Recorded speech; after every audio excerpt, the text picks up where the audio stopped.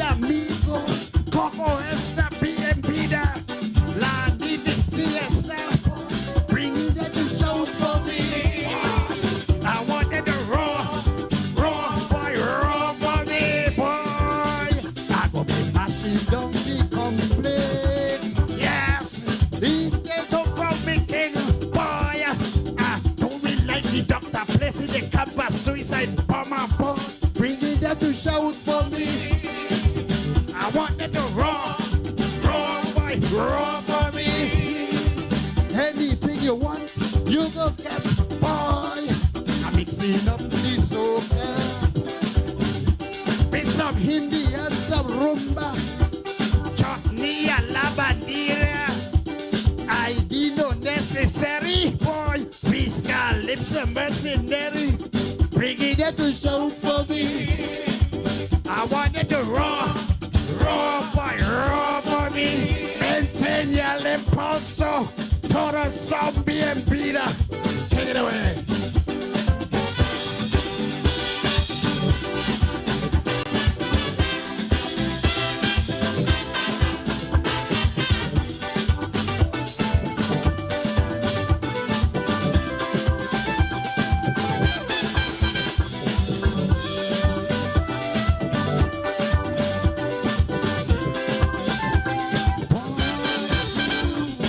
Local fans decreasing.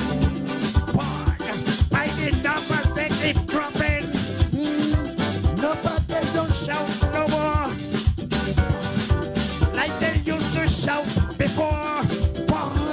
Disgruntled fans they crumbling about promised songs. Fail on delivering. Start song and can't finish it. Standard English, singing stupendous nonsense. Why don't you sing a song and dance again? Tell me what happened to me fair share when the money disappear. Ooh yeah, boy. Stuart, if in question here, bringing them to shout for me. I wanted to roar, boy, roar for me. Complex. Yes, if they don't call me king, boy, I don't really like the doctor placing their campus suicide bomber. Bringing them to shout for me. I want them to roar, boy, roar for me. I'm gonna be mashing up the complex. Yes, if they don't call me king, doctor, placing your campus suicide bomber. Boy, bringing them to shout for me. I want them to roar, boy, roar for me. Anything you want, you go get, boy. I'm mixing up the soca with some Hindi and some rumba, chutney and lavandera. ID no necessary. Boy, we got lips and mercenary. Bringing them to shout for me. I want them to roar, boy, roar for me. Maintain your impulso, total zombie and beater. Boy, take it away.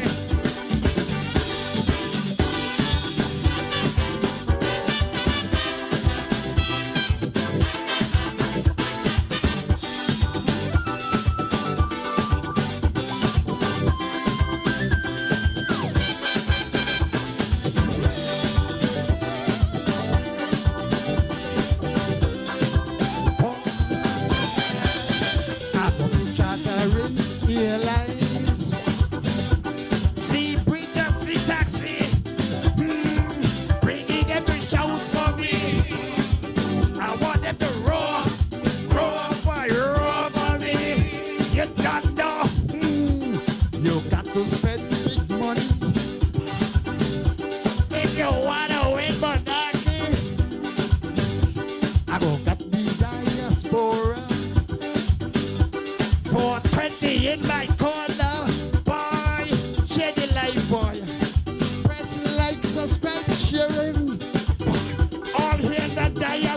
was king.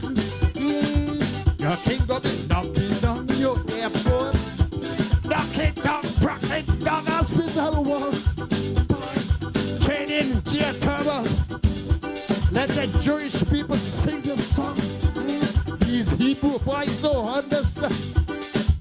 Begging them to load for me. I want them to run for me. I'll be rocking down the complex.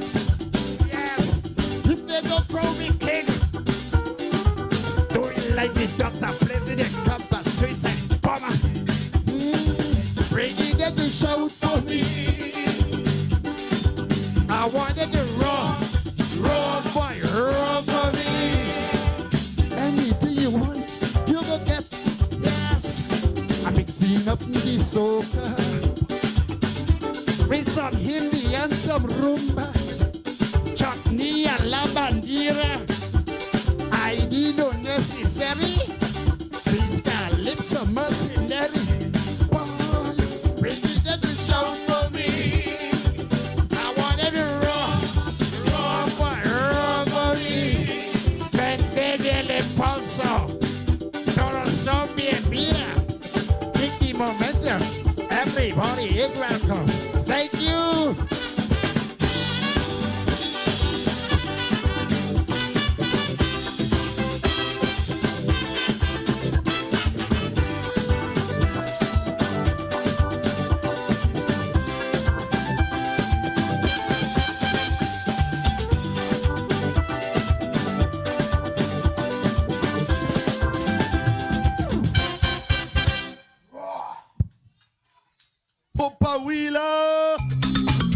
You are tuned into 2020 Vision Radio, 102.1 FM. The best music, the best talk, informative news, and sports. Stay locked in. Hello, hope all of you have a good day out there. And I'm Anthony Archibald, and I listen to 2020 Vision Radio. Have a good day.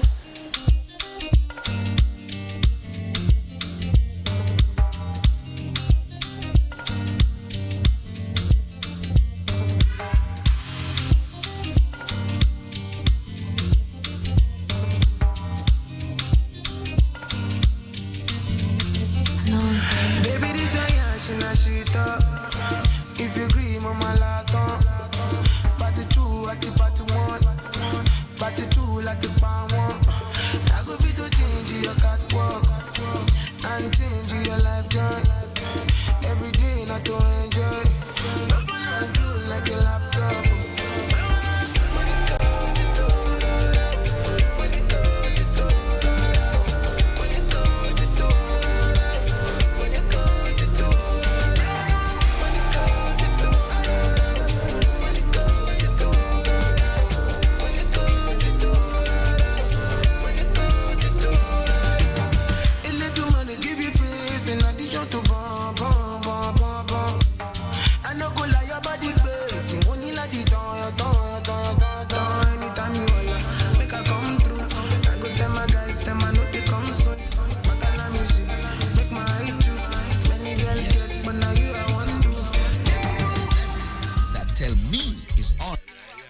Did somebody say tell me? Then tell me about it.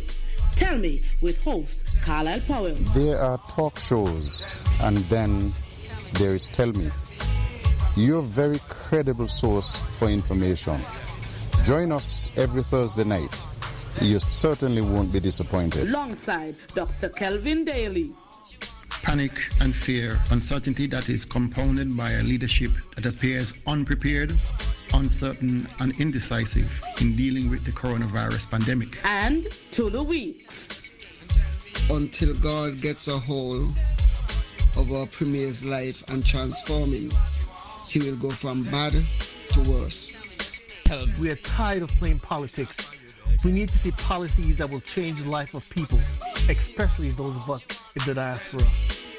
Tell me. Carlisle, I want all human leaders rally for change. Every Thursday at 8 p.m., you can be a part of this conversation by calling 7312. That's 869-669-7312. Also available on WhatsApp. Or from the diaspora, 917-460-2187. Every Thursday night from 8 to 10 p.m. with host Carlisle Powell on 2020 Vision Radio and Facebook.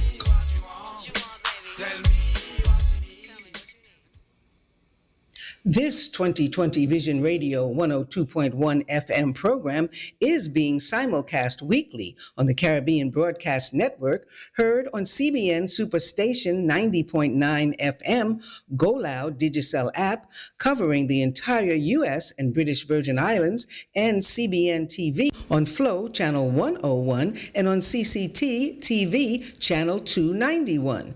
We do appreciate our U.S. and British Virgin Island listeners and viewers joining us for these informative and entertaining programs on 2020 Vision Radio and 102.1 FM. Do you know what you're drinking? If you are drinking plastic bottled water, chances are you're consuming plastic contaminants, BPA, and other hormone-disrupting chemicals you cannot see with your naked eye. Those empty plastic bottles take up to 450 years to decompose. In the meantime, plastic bottles are polluting the environment. They are dangerous to the planet and our health.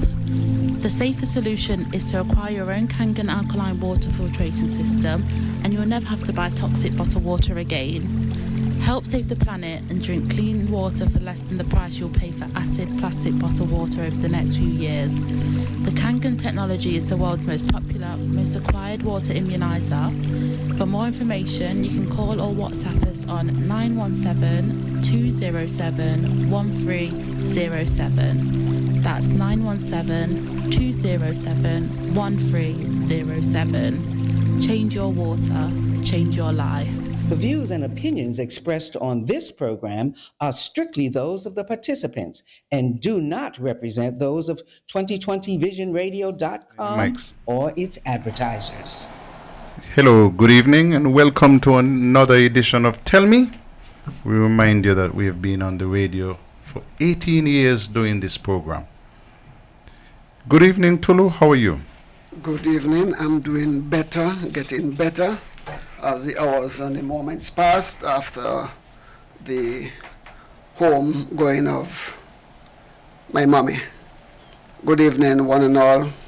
Again, it is good to be back, great to be back. Thanks to all those who met me and let me know that they missed me from the program.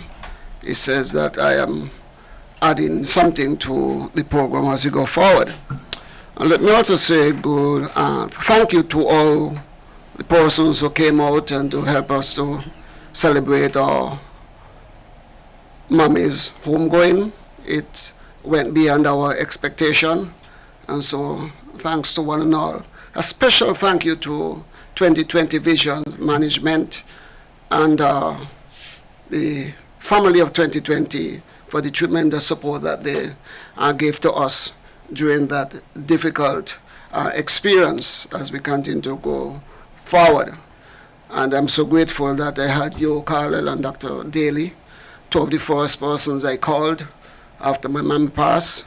Tells you how much you means to me. I think the first person I called was my wife. After that it was Carlisle, then you, Dr. Daly. And others came down the list. I beat Dr. Daly. Yeah, you beat Dr. Daly. I called you, and immediately I hung up from you. I called Dr. Daly. But you know why I'm glad I beat him? I'm going to tell you later. Okay, and so it's thanks to everybody. Dr. Daly, how are you? I'm well. Good. I am well. I of course welcome our esteemed guest, Dr. Bartlett, a very good friend and colleague. Good night, Dr. Bartlett, and I hope that you can spend the whole 2 hours here with us this evening. We're always glad to have you, and the audience is always glad when you're with us here on a Thursday evening. But let me say good evening to all those who have joined the conversation, whether you're on the FM dial, Twitch, YouTube, or on the Facebook feed. And of course, thank you for your continued support. 18 years is a long time, a long road to hope. But let me say good evening to my family scattered across the world. I'm now finding that I have family in Holland. So good evening. Some of them, I'm hearing that some do listen. And I have family in England who said they listen also. So good evening to one and all. I wouldn't take any time, but since we have a guest, I will allow Dr. Bartlett to say greetings to all who she wants to say greetings to. Well, I didn't come with a long list. I would just like to say good night to everybody who is tuned at this time. I think I ought to be able to reach out and touch somebody like Annette, because she's normally on, Annette from Morton. She's normally on early. And so, Annette, if you're within the sound of my voice, I would just like to extend a special good evening to you.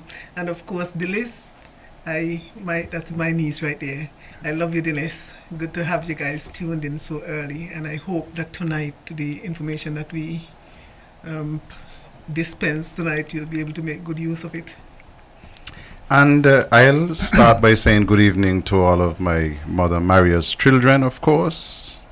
Mary and Mervet in the USA, Irma, Glenda down there in St. Thomas, my brother Everett across in Tortola, and my other brother Trevor, who is here in Nevis. Saying good night to all of you and to everybody who listened to the show. And we can go straight into the birthday list, and I'm starting one place. I listened Parson Chris and they won't pick me first. So I'm going into Brownhill to say happy birthday to my niece, Shanique. My niece. Our niece. Yes. We share something. Exactly. So Shanique, happy birthday to you. And I hope that you celebrated well today and that you're still celebrating. On the 14th, I have belated birthday greetings to Lurleen Warner in Canada, coming in from Ruthlin Hill. And then we have Louisa Manners, who will be celebrating on the 16th. Millie Cornelius, my neighbor up the road, celebrating on the 18th. On the 19th, we have Monica Pemberton from right there on Main Street. Keith Arthurton is the 21st. Along with my cousin J. Michael Doe, and Papa Herbert in Pun Hill will be celebrating his 95th birthday on the 19th. 95th? 95th birthday on the 19th. Now, I'll tell you something. We sing the birthday song and now sing tonight a strike. A guy on strike tonight. Before I say that, let me say happy birthday to Jeffroy Marisha, coming in from his favorite young listener, Kevin, my good friend up there in Hamilton. And Kevin is hoping that Jeffroy had a good birthday and a great day. And I'm going on strike. I'm glad Dr. Bartlett is here to protect me, because I singing out my whole life. And somebody had to send me from all the way in Sweden, followed by somebody in America, followed by people in Nevis, a clip that Dr. Daly said that I make the singing sound bad when Tulu was absent. A shame like to that. I listened to the replay today, and I heard Dr. Daly. I said, oh no, Carl gonna feel. Man, I put it in my status. I put it right in my status. And when I finish, I told the person, you sound bad, ain't you? I could own up to that. Well, no, he's off a strike now. Yes. So let's do the birthday song. The strike is over. Happy birthday to you. Happy birthday to you. Happy birthday, happy birthday. Happy birthday to you. And as usual from us in the studio, may you live to be 101, and that's 101 minus a day, so we don't have to see you go. May God continue to bless you with good health, strength, and of course, wealth. Thank you very much, gentlemen. And you sound good. Dr. Bartlett. You notice? She made me sound good. I didn't say a thing. I didn't even hum because me don't want nobody blame me. Lord help us. This is what we're about. If friends can have fun, something is wrong. This is our show number 967, and let me tell you early that we are going to be doing something special. We might even go extra on our 1,000th show. When it comes to number 1,000, we have to do something extra. So look out for that. That should come this year. I judge maybe somewhere down November, we should be celebrating 1,000 episodes of Tell Me. That's a lot of time on radio. So we'll be doing that. But Dr. Bartlett is here, so we are going to let her have her opening salvo, and then we know that we have a couple of things that we want to play and show, but she'll be an integral part of whatever we do this evening, because some of the stuff that we have to show has to do with leadership and the absence of our premier. And she's right there in that constituency, number 2, here in Nevis. Good evening, Dr. Bartlett again. Good evening, Kyle, and thanks again for at least inviting me. I know you said that I should come every month, and I really kind of lapsed last month because last month just rushed past me, even though it was a long month, you know. I was involved in so many things. But I'm grateful to be back on Tell Me, because this is a big stage. And I came specifically tonight because, you know, I was on Monday night and the time just ran away and we didn't get to, you know, discuss quite a bit. And there was the issue of the election petition case that people wanted to hear more about, but we just didn't get enough time, you know. So I'm glad that, you know, it is timely that I'm here tonight. And so if I may, I would just like to start off with that, just to bring people up to speed as to what transpired there. Just to recap a bit, you remember we went through the 2022 elections and the people on the other side did some kind of things that they were not supposed to do, or even call names to of your neighbor who, you know, was messing with ballot boxes and stuff like that. He ain't sent me no letter yet because, you know, I saw him, you know, so I Dr. Daly, just like you, I have my evidence. On this side, I have the receipts, as they like to say. And so we decided that we were going to raise the court and try and get some redress. Things didn't go the way we wanted because of some technical glitches. They threw out the case, as our old people have said, they threw out the case. And say that we did some things not in order and not in time and things like that. And I argue vociferously, not with the court, because you can't go in there and talk. Mm-hmm. You got to wait and then, you know. That is one environment that I don't wish anybody to have to go to. It shouldn't be so intimidating, but it is. They set the stage where, you know, the highest person up there is called, you know, you have to bow to him and you know, say, have Lord and call him Lord and them kind of things.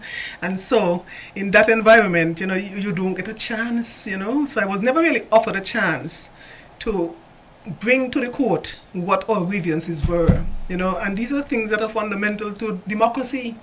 And I think, if I may, and I'm not trying to, you know, cast any aspersions on the court in general, it's just that specific to this experience that I had, I understand why sometimes some people take the law into their own hands and do things that they ought not do, because if you go seeking justice, that is just what you should get.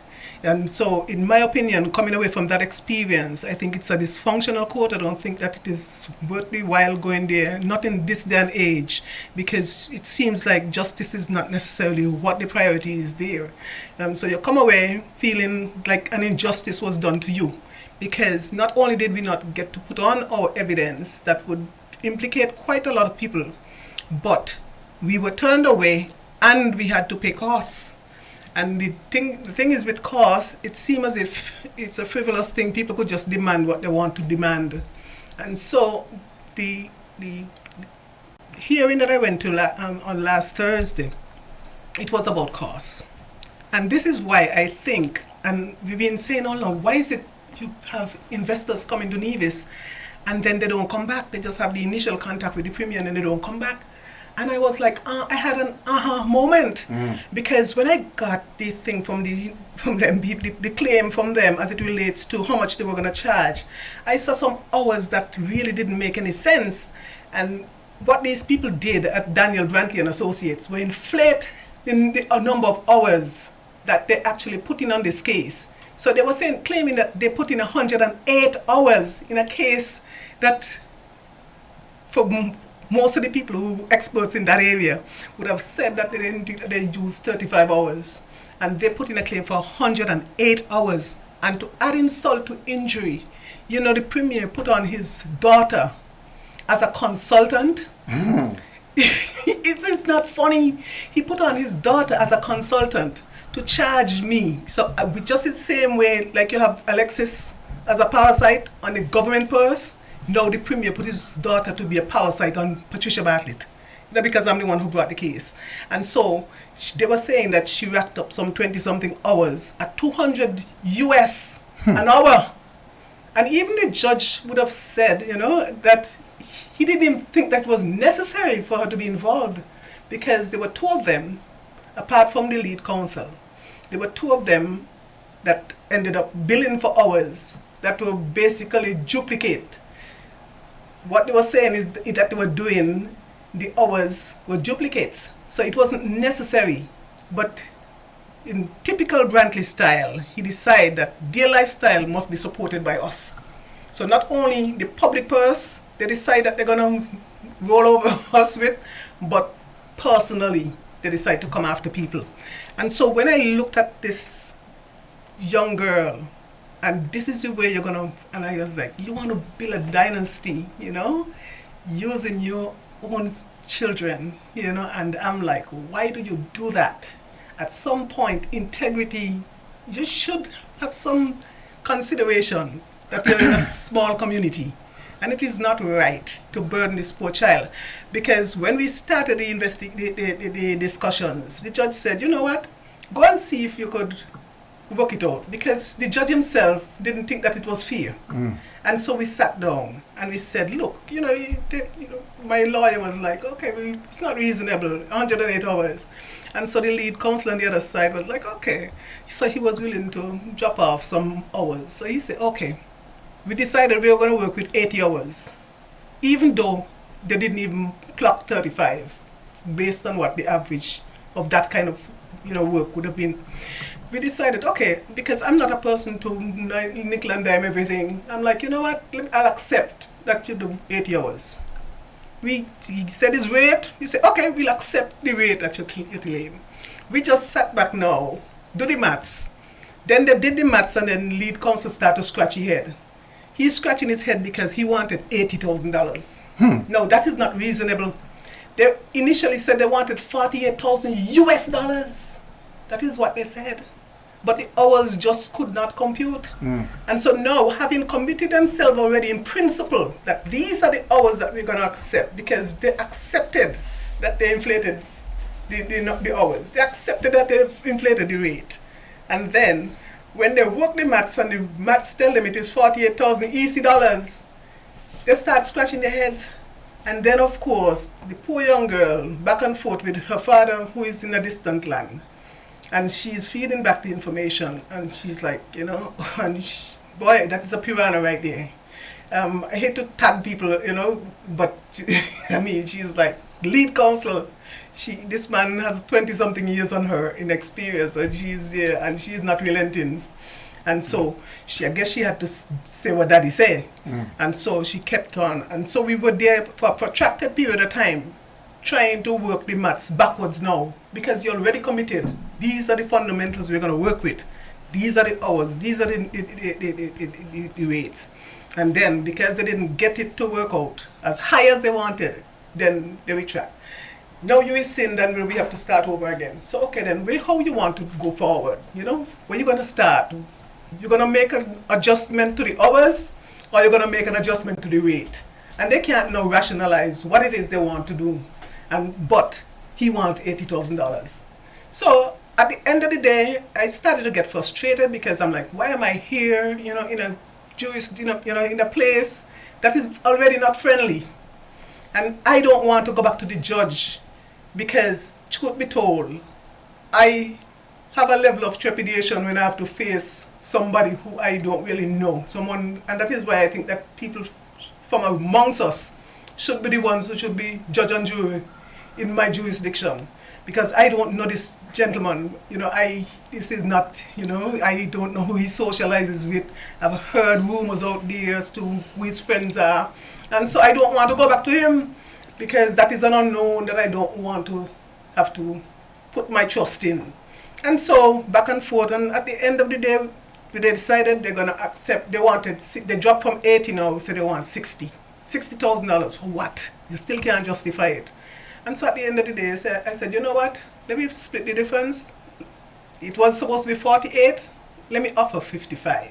Then they said, okay, 55. Then comes another bouncer. Oh, but now you have to pay tax. No, they collect money. They should be paying tax whatever they get. But no, I must pay tax now. So they decided they want to go past 60 again. So yes. So it ended up with us settling for 55.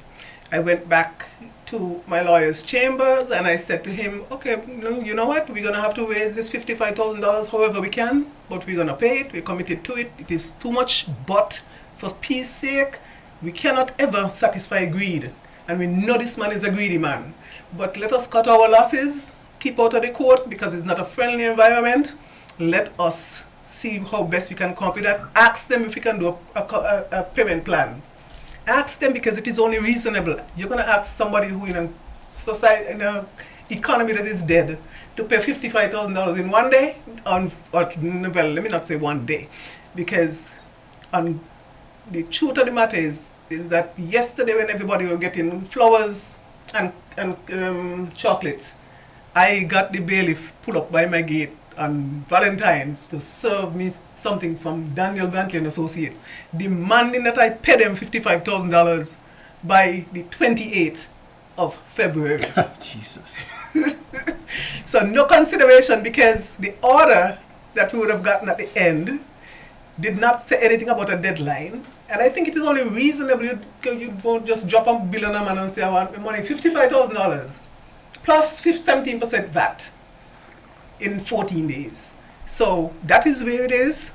And so all of our people get ready to dip your hand in your pocket, because we have to pay this bill whenever it is, because I don't know if we're going to end up going back to the court for the court to rationalize this payment plan, because it is all really unreasonable to expect that people would produce that kind of money unless the premier think that I was in the bill. But I didn't inherit any, my dad didn't have that kind of thing, money hanging around.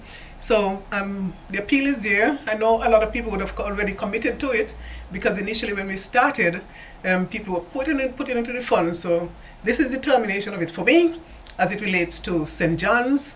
And the unfortunate thing is, we have an election commission. This is the group, they're the ones, and in concert with the DPP, who should have been addressing all these anomalies, not me. Not a private citizen. We shouldn't have to do that, because we have these institutions as bastions of our democracy. They are the ones who are charged with making sure if a man break the law, then you bring them under the clock. Not me. I shouldn't have to come and say, all I have to do should be able to do is say, I'm going to give evidence. I'm going to go to the court and I'm going to give truthful evidence. So they should have been just calling me. The DPP should have been calling me and say, oh, I heard some irregularities. What is it? And they should have investigated.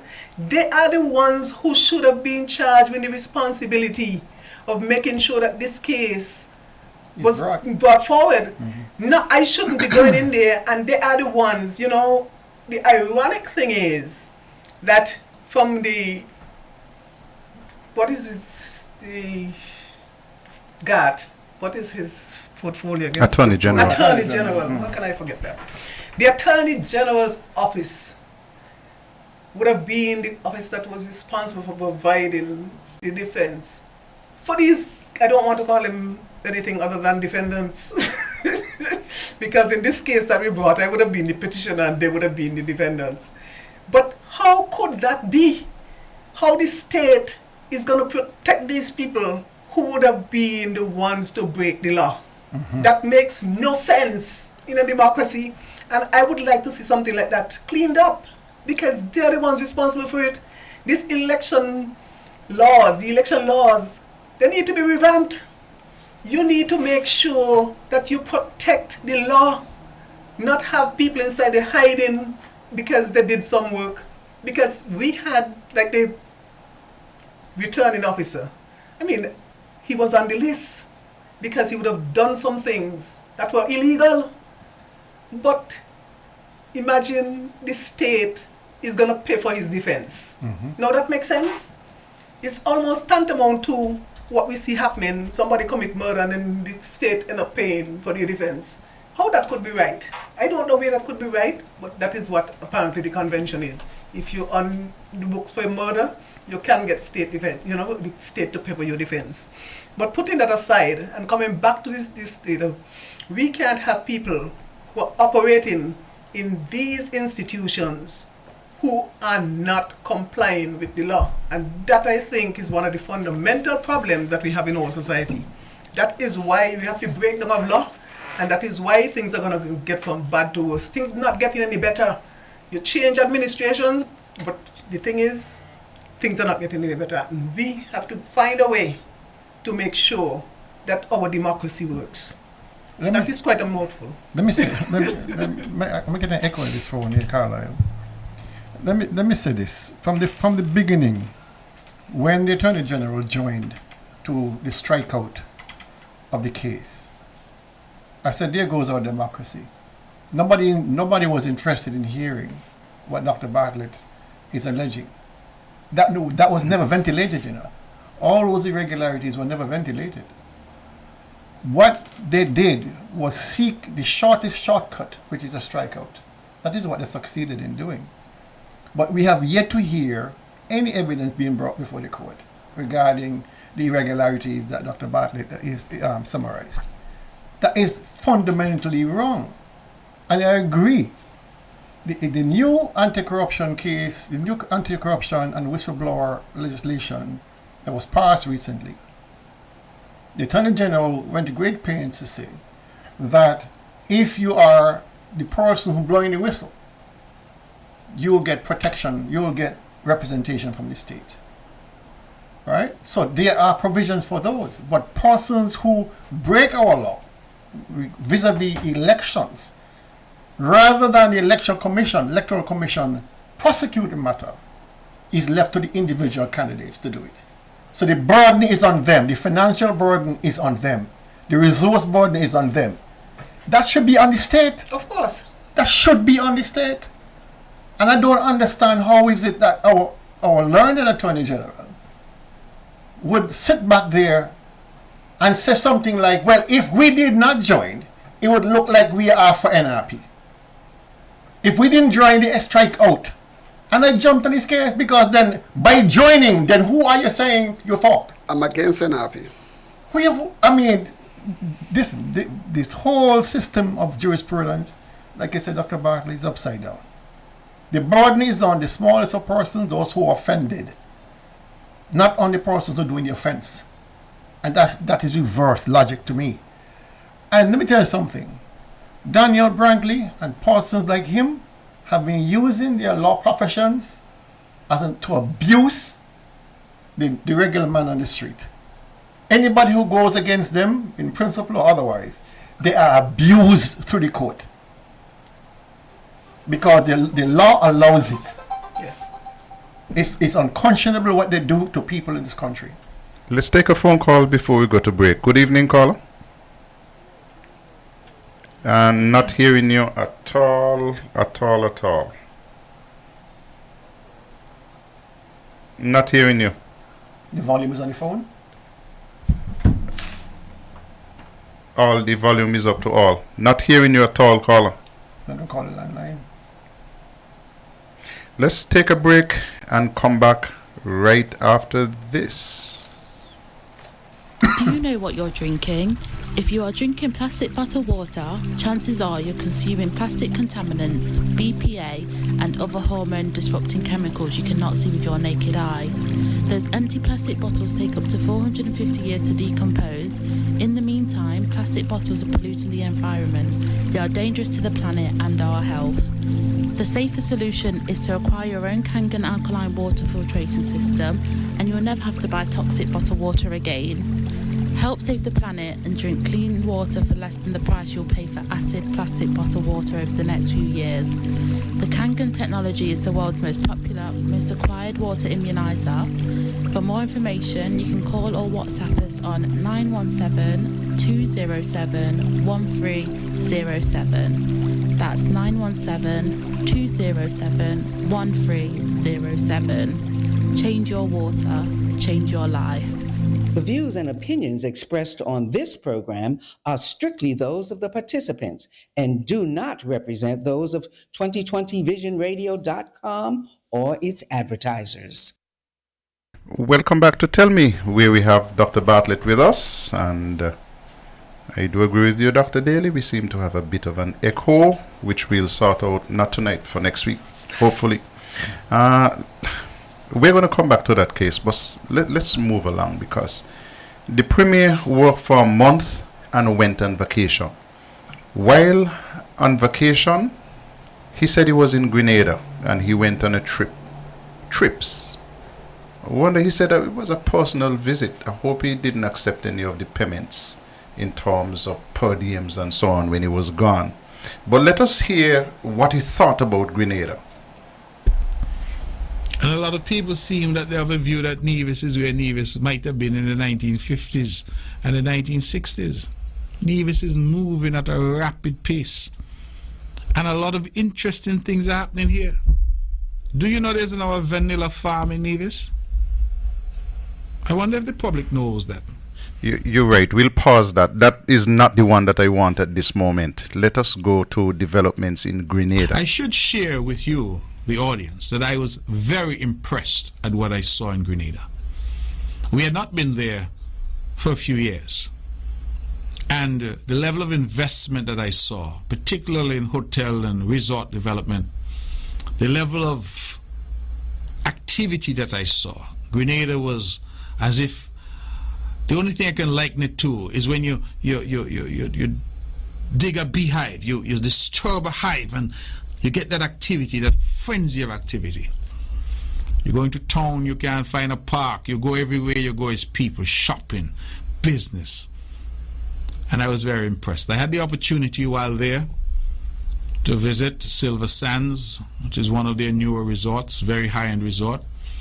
Silver Sands has just built a new boutique property called Silver Sands Beach House, and we are given a tour there. Again, a very beautiful property. And then in area called Las Sages, we went and we had a tour of the Six Senses Resort. And next to it, the same developers, Range, who would have developed the Park Hyatt, they are now doing an intercontinental hotel. So the Six Senses, and right next to it, Intercontinental, on a coast in Grenada, which has not seen that level of development before. I believe that Las Sages is in an area called St. David. And I was impressed, ladies and gentlemen. I did not get to go to Carriacou and Petit Martinique. In fact, I've never been to Carriacou or Petit Martinique. But certainly what I saw of Grenada, the mainland, the Big Island, I was very, very impressed. And I want to commend the Prime Minister, the Honorable Dr. Deacon, I'm sorry, not Doctor, but the Honorable Deacon Mitchell, and certainly his predecessor, the Honorable Dr. Keith Mitchell, and those who would have gone before him. Okay, that's Mark Brantley, and I think I want to have a little word from Dr. Sir Simeon Daniel. Some people are educated, but some of them are asses. And having heard that, let's go to Mark Brantley, who is responsible for promoting and developing Nevis. Because he took a trip down to Grenada. After 1 month's work in 2024, he said he worked too hard, doing nothing. So he took a trip to Grenada, and he's coming back and telling us how fantastic the land of his wife's birth and ancestry and everything is. So after all of those beautiful hotels in Grenada, Mr. Brantley, tell us about Nevis. And the reasons why we have not been able to attract, I wish I could tell you, because we've had so many opportunities where we've engaged. From a government point of view, we have engaged in terms of meetings and concessions and trying to facilitate. For some reason, these investors have not delivered insofar as Nevis is concerned. We've had project after project announced to the point where I have taken the position as Premier that I don't announce projects anymore. Well, here is one of the projects that he announced. I've already granted all the necessary planning approvals and development concessional arrangements, and I therefore want to use this rostrum to say to these developers, the people of Nevis have been waiting for far too long. Hasten your footsteps and make these developments a reality. I wish to report that following my recent meeting with the developers of the Wyndham Grand Resort to be located at Potworks, The developers are now advising that they've arranged the necessary financing and construction is expected to commence during the first quarter of the new fiscal year.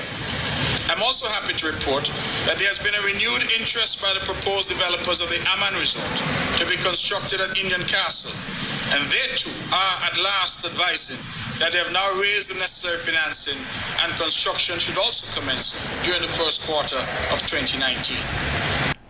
I believe that Mark Brantley is a blight on Nevis. I think Nevis costs. I mean, these people have been in office for what, 20-something years, 27 years? They have announced now some 30 hotels. Not a single one of those hotels has been built. He went down to Grenada and came back as if to say, listen, let me throw it in the faces of Nevis people. Nothing happening in Nevis, but I'm impressed with Grenada. And guess what? My wife from Grenada. So when I'm done with all you, I could pack up and go to Grenada because I'm impressed with Grenada. What is he saying about Nevis? Is he impressed with Nevis as well? What struck me when I heard what he said is this. Did he ask himself this question? Why people flock to Grenada and develop Grenada to his amazement, and people run from him? Because he's the one who said that he sat with them, he negotiated with them, he gave them all the incentives that they asked for. And then when they get up from the table, they walk away. He must ask himself, what took place between Deacon and Mitchell and whoever that people trust them in comparison to him who offered them everything that they asked for. And when he put it before them, they get up from the table and they run. Something has to be wrong with him and something good with Deacon and the others. I'm suggesting that the investors who are honest understand that these men in Grenada, they're honest people. Investors who are honest and came to Nevis, something is telling me that when they get to sit and look across the table, they're saying, this guy cannot be trusted. You see, the old people have a saying, by the cut of the jib, you can know what they are. You could watch an individual and know whether they're scampish or they're honest. You could feel the body language and the tone in his voice, you know, when he is trickery and conniving, his voice changed and he has about 65 different voices. And so the people listen and they said, keep far from him. Look at all who came and attach themselves to him. And you go back to the background and realize all of them have something shady in the background. It's for him to examine. The other thing that came to my mind, I expected to hear him say, well, you know, happened, I was so impressed that I start with the prime minister or some minister or some planner or somebody and ask them, what are you doing to see if we could draw something to come with? He was not even thinking about Nevis. He was thinking about himself to come back to boast of the thrill and the enjoyment that he had. It was nothing about Nevis. What a shame. What an embarrassment. I find it incredible that he would even speak like that as a head of state. If you had comparative development, you would say, well, you know, they're doing good, we're doing good. But for a head of state, well, a head of the NIA to come back from a trip and say how well things are in Grenada, well, your people here are sucking salt, it tells you you're losing all your marbles. I would have simply, if that was me, I'd have kept it under my hat. I said, man, I had a good time in Grenada, if I said anything at all. Because nobody knew where he went. He didn't tell anybody where he went. You know, but for him to utter those words, it's almost like a disconnect between his brain and his mouth. But Daly, this is the same man who was in a government and think it's a mash it up. Oh man, things better. Things better under Labour. And he doesn't have a seat in cabinet now. Incredible. He's the same person. Incredible. He's very rational, I think. Yeah. He is really, it's time for him to move on. And I think he should have just taken the, This is a guy who absolutely... I wish that Dixon would keep him down there as a promoter for Grenada. He can work in the tourism authority as a promoter, because he's not doing anything here. I mean, I listened to the clip and I'm still in amazement. Really and truly, I was in amazement. I said, what the hell did this guy just say? No, but that is setting you up. So when he moves there, you're like, okay, he was here, he was impressed, so that's where you're gone. Because I'm sure that is what he's doing. More than likely. Making up a bed. Let's ready to move. Let's look and see what's happening around him. Let's go down to Anguilla.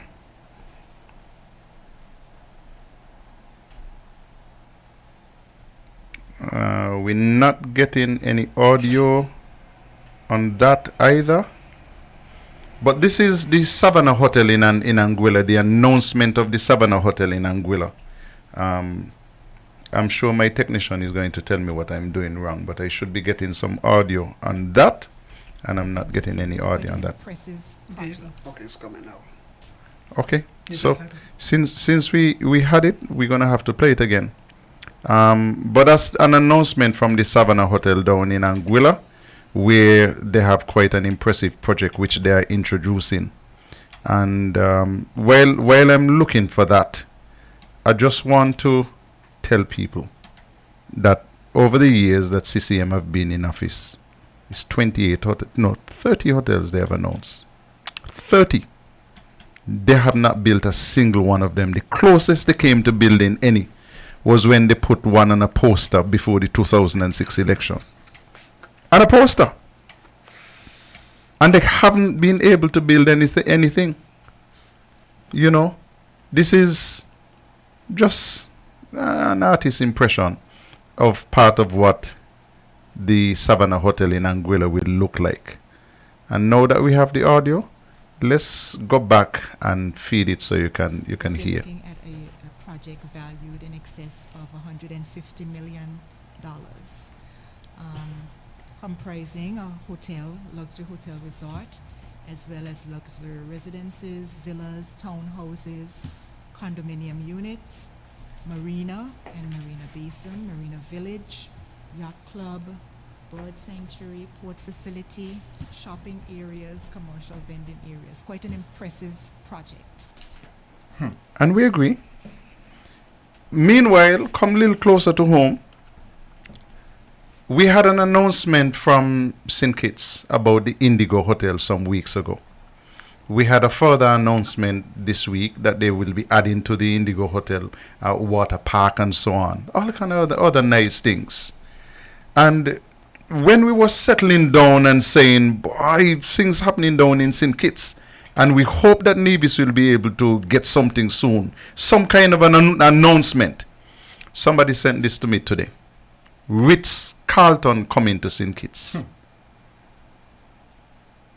You imagine that, gentlemen? And when you hear Ritz-Carlton coming to St. Kitts on top of the Indigo, I remember the premiere. And the reasons why we have not been able to attract, I wish I could tell you, because we've had so many opportunities where we have engaged. From a government point of view, we have engaged in terms of meetings and concessions and trying to facilitate. For some reason, these investors have not delivered insofar as Nevis is concerned.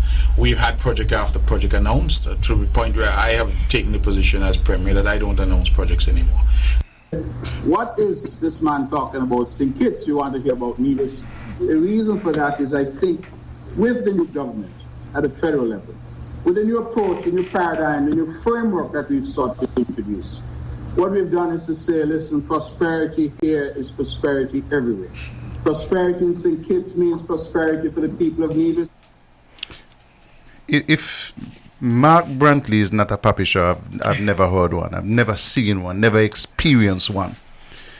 He must go down in history as the biggest failure of any leader, any place in the world. And we have had all the confusion and turmoil that we have in Haiti. Some of their leaders have been classified as failed leaders. Mark Brantley is an example of a failed leader. You just look at him, you just experience him, and you walk away and you shake your head and you say, Father Jesus, I wonder if I can erase that from my memory. Erase the moment from my life. But when you look in terms of what's happening on the ground, he was the foreign minister from 2015. Didn't bring any hotel to St. Kitts. 2022. On it, Dr. Douglas is the Foreign Minister from 2022 to now. He done bring two. Dickton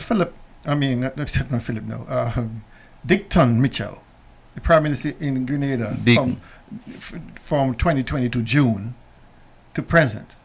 And you heard Brantley speaking of how the wonderful work he's doing. Doesn't it click in his mind comparatively? I've been here since 2013 as Deputy Premier and Premier from 2017 to present. Doesn't it click in his mind then what is my legacy? What have I brought? It click. And if I can't point to anything that I've brought, what am I still fighting for? What am I still standing for? It clicks. Because I would be thoroughly ashamed. Retirement package at this stage. Retirement package at this stage. 3 terms, get full pay. I mean, it is shameful, a reflection on us as divisions that we keep electing this man. It is eventually on us. He's going to run this game for as long as he wants. He's not going to produce anything. And we have to start measuring him for what he did or he did not do. These little nonsense projects he's talking about, vanilla farm and some grapes. But did he say anything about the Atlantic Hotel, the Grand Hotel? No, he's staying clear from that. But let me say something, because something is in the works. Something big is in the works. Because his better half has been calling all the landowners, every single last one that they can find, for all the land running south from Long Point all the way around past Saddle Hill to Indian Castle. And from what I understand, deals are being offered to purchase up all these lands. And you have to ask yourself, why is the Premier's better half involved in such a massive land purchase project?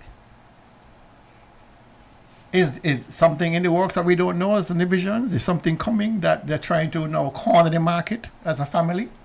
Tolu, that answers a part of the question that you asked. Why is it investors come and then they don't come back? The same question, the same observation that Dr. Daly just made about who involved in what.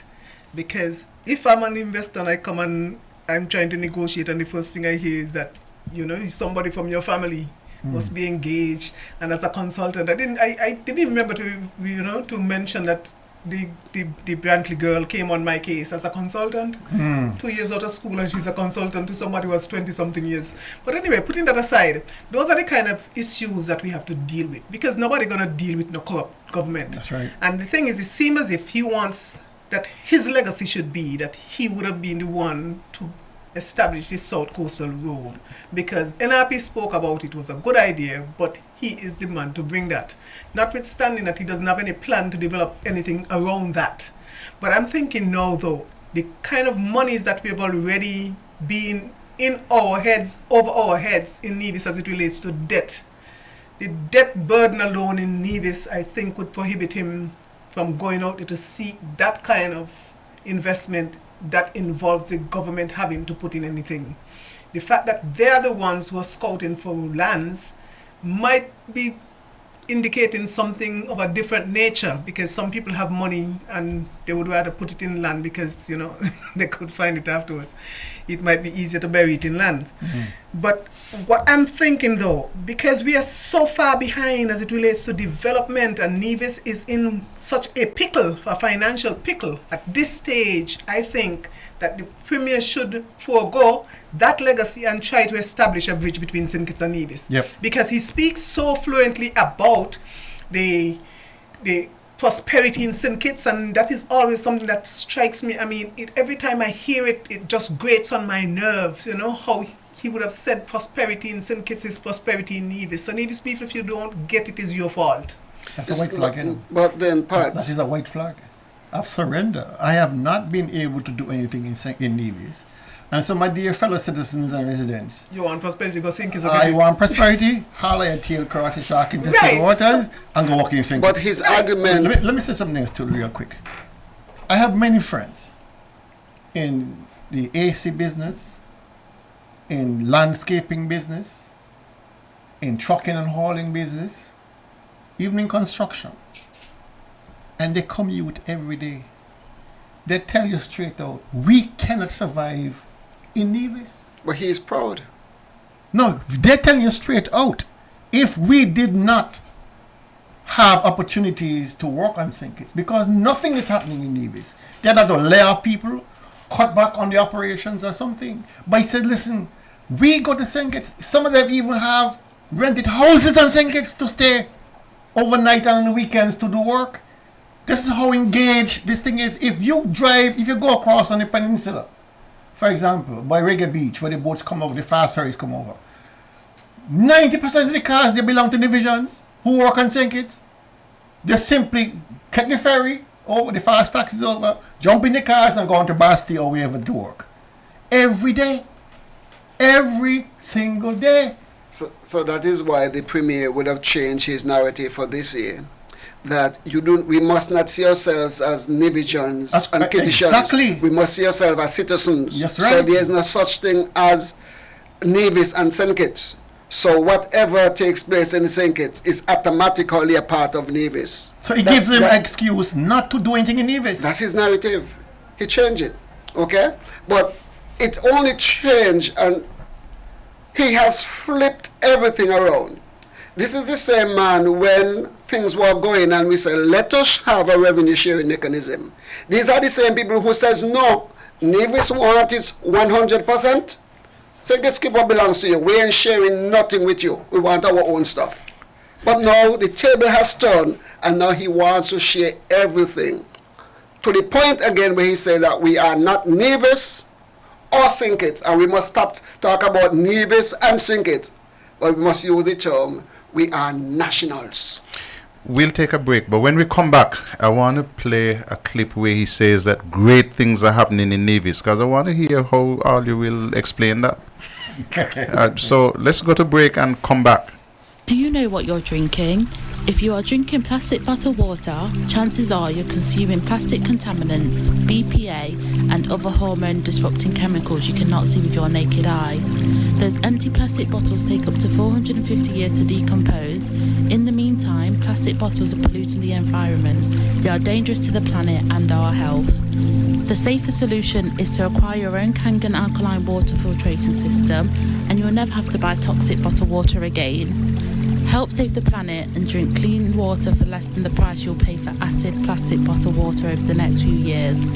The Kangen technology is the world's most popular, most acquired water immunizer.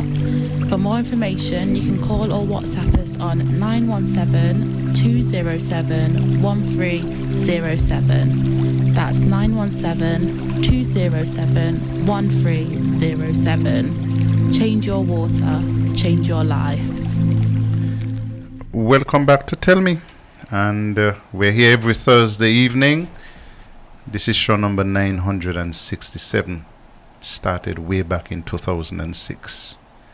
Let's listen to the Premier. After having spoken about the great things happening down in Anguilla, in Grenada, he then had to, of course, tell people, I mean, great things are happening in Nevis too. So, this is a man who, if he could fool you, he would fool you. Listen to him. And a lot of people seem that they have a view that Nevis is where Nevis might have been in the 1950s and the 1960s. Nevis is moving at a rapid pace. And a lot of interesting things are happening here. Do you know there's now a vanilla farm in Nevis? I wonder if the public knows that. That an investor is now growing vanilla in Nevis. Do you know that we have some investors here who have a vineyard? They say they want to make wine, and so they're growing grapes in Nevis. You're right to laugh. Do you know how many local entrepreneurs we now have involved in agriculture in terms of greenhouse production? How many? A lot of activities happening here. You want to see construction drive around this island?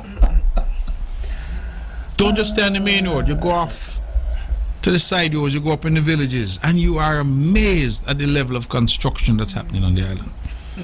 Incidentally, the government has put in place a Culture Arm of 50 special, where we are taking off customs service charge and customs duty for those who want to spruce up, I'm using a colloquial language, their house or building, commercial space. If you want to paint up, change some windows, doors, external windows and doors, do your driveway, your fencing, we are trying to partner with you. It's only valid up to, I believe, July or August. But I was pleased to hear that over 20 applications have already come in, and we're inviting people to do more. Let's lift the island, make it look good. I wonder if he will, or somebody, let me correct that. I wonder if whoever owns CISPAN will apply and make sure that CISPAN look good, because they could hold a lot of people, you know. When they're fighting with one people, so they're asking people to rent a bedroom. Rent a bedroom, and when you rent the bedroom to somebody, they don't want any dogs, so rent out your dog too. Let your dog go someplace to somebody who will look after the dog for you. And then, let us see how that is going to happen. Good evening, caller. Hey, good evening.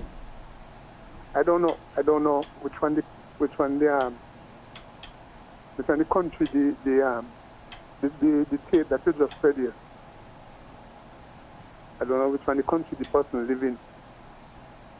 Now he said the country running on fumes.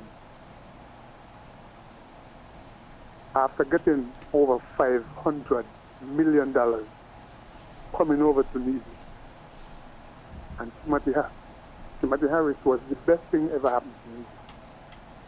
And now, in a short time, the announcement came, the country running on fuel. Now, if you have a car, anyhow you have an engine, and the engine running on fuel, you know what's going to happen. If you don't change the engine, the car going to break down with you. And I am hoping that the engine change very soon, because if that old engine continue to run, it's gonna break down and it's gonna make matters even much worse than what is happening right now. And everybody can see. I mean, I myself, I don't understand how so many things happening in Nevis, and still people have to go off island to get work to do, to find themselves a job over on the other side, over on the other side of the other, over and think it. So I don't know. He seems to be living in a different world, unless he, well, as usual, always trying to fool people. But we need to get that engine changed as quickly as possible, and I am hoping that good sense will cause the engine to change, to be changed. Thank you. Thank you very much, caller. Carl, I almost choked on it when he was talking, and the thing is, he was laughing too, because he knows he's lying, and I'm like, he needs to stop that. But the unfortunate thing is, and I know the caller and a lot of us are looking forward and waiting for that change to happen, but it's not going to happen until he secures, his retirement, because obviously these people he came with a view that he was going to sponge off divisions, and he has, latched on like a parasite, and it's not going to be easy to shake him off, because these people have taken over the entire apparatus as it relates to elections. And so that is where it's at. That is where the fight is for us. Let me jump in here about this vanilla farm and the grapevine. But he laughed when he said he laughed. He snickered. They're making wine. He's making wine. I mean, you're talking about a combined acreage of 1.75. 1.75 acres. Right? He right to laugh. He right to laugh. Because you can't be serious with that. To go where? To produce what? 10 bottles of wine? And a cup of vanilla beans? Come on. These are cottage industries. They're not going to employ any divisions to do anything. These are some expatriates who looking at a soft landing somewhere to do a little bit of farming in their backyard or whatever it is. It's shameful that you would even mention that as evidence of growth in agriculture. And then he said, drive to the villages, go off the main road and look for the construction. You speak to any contractor right now, and they'll tell you, boy, we are down over 50%. A lot of persons have migrated to St. Kitts to work down there in the construction business. And Barbuda. A lot of divisions, you don't see them around, you think they're home lying down. No, they're gone Barbuda. Because nothing is happening here. That is the truth. When people start moving their trucks and excavators and backhoes to St. Kitts, tell yourself things are bad here. When people are telling you we have basically folded our operation here on Nevis because nothing is happening. There is no life in the economy.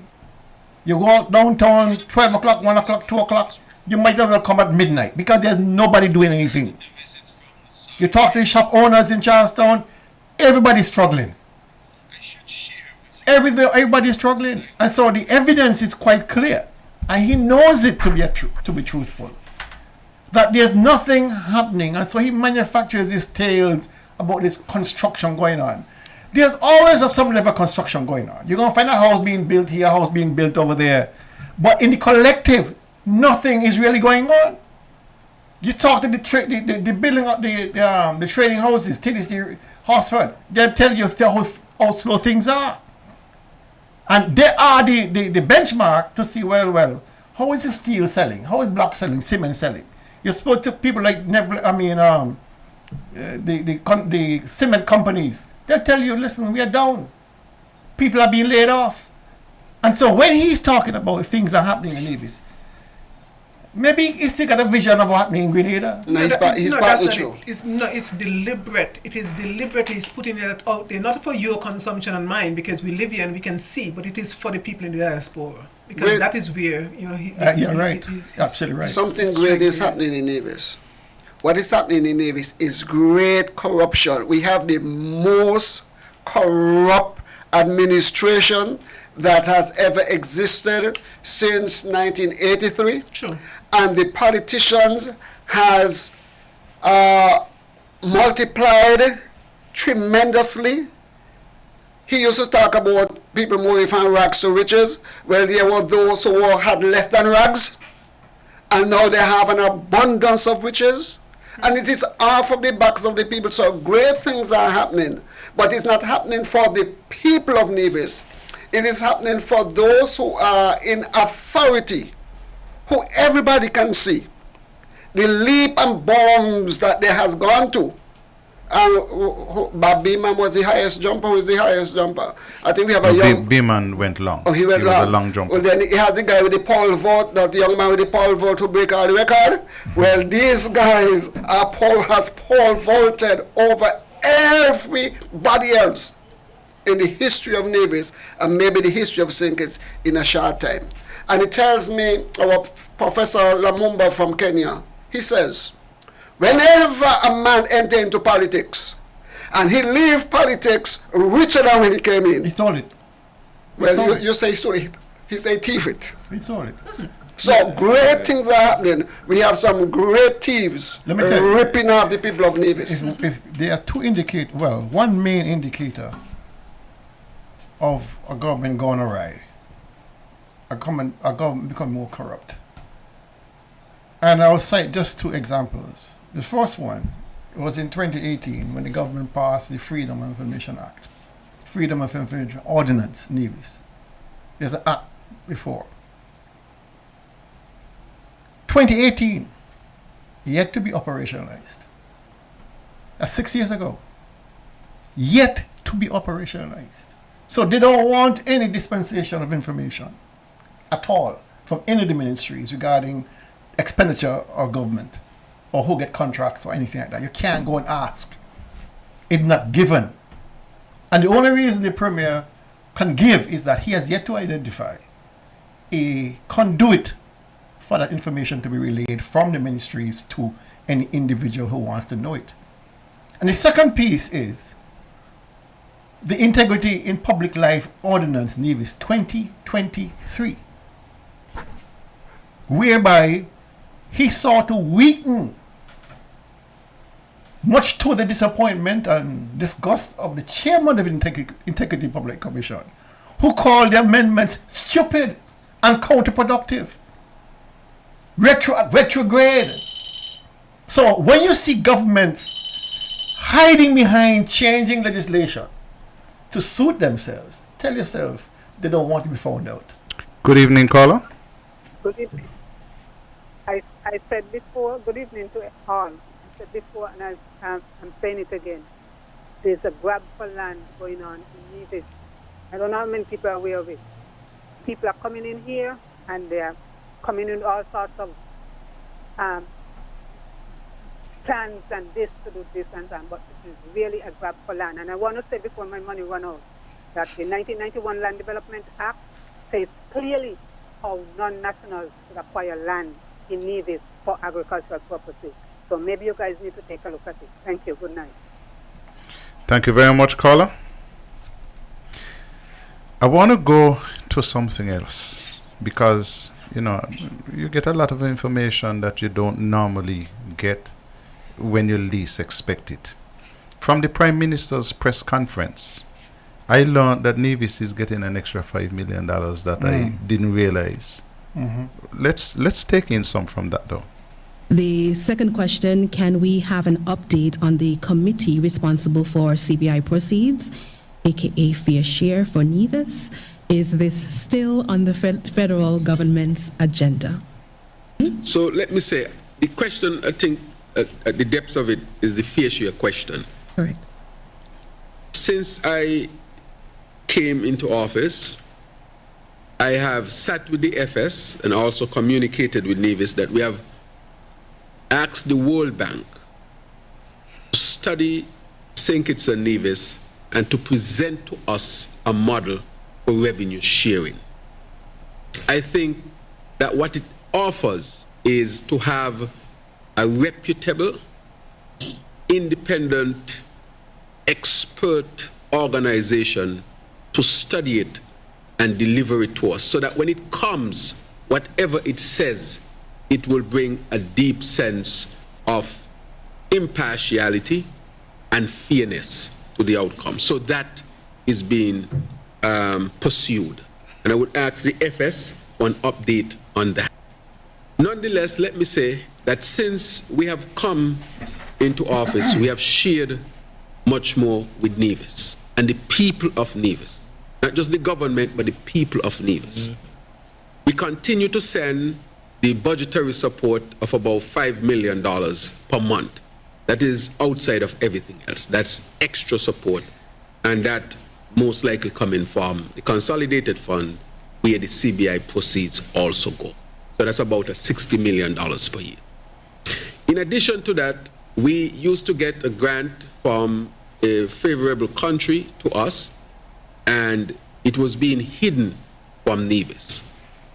Since that, I have opened up the grant, and Nevis receives 25% of it, which is about $5 million that they never used to get, that they get now. Okay, I'll come back to that, but I want to jump in here. First of all, the press conferences which are held by the Premier, I noticed that the people, the reporters are getting less and less. I think he got about 2 people now who got to as reporters. Yeah. About 2 persons. And one of them is his. Okay. So you got 1.5. Okay. No. Mark Brantley never told us about this $5 million. Never yet. But the money is coming to Nevis. Never told us. To the Treasury. He must have known about it. Of course. Of course. Well, why would he tell you? Great question, Doc. you don't have freedom of information. So why would he tell you he gets extra $5 million and he can dispose of it how he feels like? Because it's a grant. And he has never told us about the arrangement that Dr. Joe has asked the World Bank to come in. Because, he had nominated persons to sit on a committee. Yeah. Well, it seemed to me from that statement as if Joe has said, listen, let's rise above that and get an internationally recognized body like the World Bank. Well, let's say this. The $5 million, if you go back to it for a minute, the $5 million could end up in housing and land, the Development Corporation. Because it has happened before. When money comes over from SIDF or any other CBI source of funds down in St. Kitts, comes to the Treasury and then escapes to housing and land. Right? And the reason why it's done like that, because once it hits the account of housing and land, it disappears. is no longer accountable because he falls outside the ambit of the government's audit department. Because, Housing and Land is a statutory corporation. They have their own requirements to audit. So it could very well be he didn't tell us anything because that money found its way funneled through to the Housing and Land Development Corporation. Which would not be audited. That has not been audited for quite some time. That has now. not been, exactly. And so you could use that money for anything. Yeah, but it's only $5 million. That is just a drop in the bucket. That is $5 million in the context of what we're talking about, Nevis O's and what we need. And that probably came in January. He didn't say when it came, did he? No. That probably came in January because things were hard and he was trying to make sure that the Premier had enough money to cover salaries. And that is what I suspect, because for him to just talk about this. But you see, the thing is, the Prime Minister was hedging though. What he's proposing and what he says that they're doing in terms of the action to get us fair share is not anything new. That is what we would have heard from the previous administration unity. That Dr. Harris was, suggesting that we get somebody from outside to come in and, but that is just kicking the can down the thing road. Nevis would never get fair share. We're not going to get it. And we need to reconcile that we're not going to get it and find out where else we can make sure that we get our monies. Because I keep saying that this $5 million is just a drop in the bucket relative to what we would lose. And Tulu made reference to it earlier about the sharing mechanism that is in the Constitution. You don't have to go to the World Bank to tell you how to share anything fairly. Nope. The Constitution already dictates how it should be shared. It lays it out, pro rata population. Of course. It's for us to make a case, and when you have any kind of dispute between the federal government and the local government, you take it to court. That's right. That is where we ought to be at this point in time. You're not getting what you think you're due. Then you take it to court. No, you're going to take me court. I want to look at something. Let's reflect for a moment on what Dr. Joe said. He said that St. Kitts and Nevis had benefited from a grant from a country, a friendly country, and that it was hidden from Nevis. Hidden from Nevis. Mark Grantley was a cabinet member in the previous administration who had hidden the money from Nevis. But you wouldn't know if you listen to this. It's the best that it has. And so I am not going to resign from that particular position. I think the Prime Minister has put the position correctly. I have been on record saying, and I will continue to say, that in the 36 years that we have been an independent nation, this has been the best relationship that St. Kitts and Nevis has had. Congratulations, sir, as a brilliant Prime Minister and steward of this country. And that is why I hold no water in my mouth when I say it is the best that it has ever been in the history of this country. Has Nevis gotten the fair share at any time? No. What you think should be a fair share No. any time? No. I have seen no program that has been rolled out federally that has not also benefited the people of Nevis. Okay then, but then I could recall hearing you say that this is the best Nevis has been treated. It is the best that it has. And so I am not going to resign from that particular position. I have said it publicly time and time again. This has been the best. It is the best relationship that St. Kitts and Nevis has had. It is the best that it has had. If you used to get nothing and you're getting something now, it must be best. No. I don't know. No, what you mean? No. And I like to remind people, because one thing I've found, that memories can sometimes be a little short. So it's important to repeat. And that is why I hold no water in my mouth when I say it is the best that it has ever been in the history of this country. And we like it. We like it. It is far better for the people of Nevis.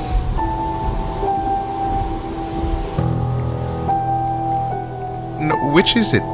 Best in class, best relationship, and then we're getting an extra $5 million that he refused to tell us about. Dr. Bartlett made it happen. You believe he's going to come back and tell us that Dr. Joe is the best in class? Of course. But he just said it already. But you remember he said, when somebody asked him about the relationship and why he's not prosecuting the matter in the parliament, as the leader of the opposition, he said, listen, I've had an epiphany. What do you call it? What do you call the road? Damascus. A Damascus Road experience. Man, you must I'm a new man. I now looking for communication and cooperation and less combativeness. I want a new relationship. But that's what happens daily when you're lying on your back looking up. When you're in the hospital, that is when a lot of people we have them kind of moments. Damascus moments. Yes, because that is what he has reduced Nevis to. You're talking about $5 million, Carlisle. If we were back in the relation, if we were back to the sharing that we should have been in terms of the VAT, we would have been getting at least $20 million extra in Nevis, not no $5 million every year. So the $5 million that June feels like, okay, then I'm give you a little thing, you dab your palm. You know, keep him quiet. But it's just once that keep quiet. It sounds to me like it's a one-off thing. It's not a monthly thing. Let me say this, right? And I think Dr. Bartlett is on to something very significant. You know, if you are in a relationship and things are not going so good, you get a little, buy a little flowers or chocolate. But the real money stays with me. All right? And that's exactly what he is giving Dr. Joe through this guy we have as premier. Dr. Joe is giving little chocolate and little flowers. Yeah! And the real money, the VAT sharing, the non-tax revenue sharing, the CBI money, remains untouched. But you can't blame. Why is it that we have not gone to the Constitution? Why is it we have not invoked Article 112 to say, listen, we need our money. This is what we believe, based on the per rata population basis, we are entitled to this amount.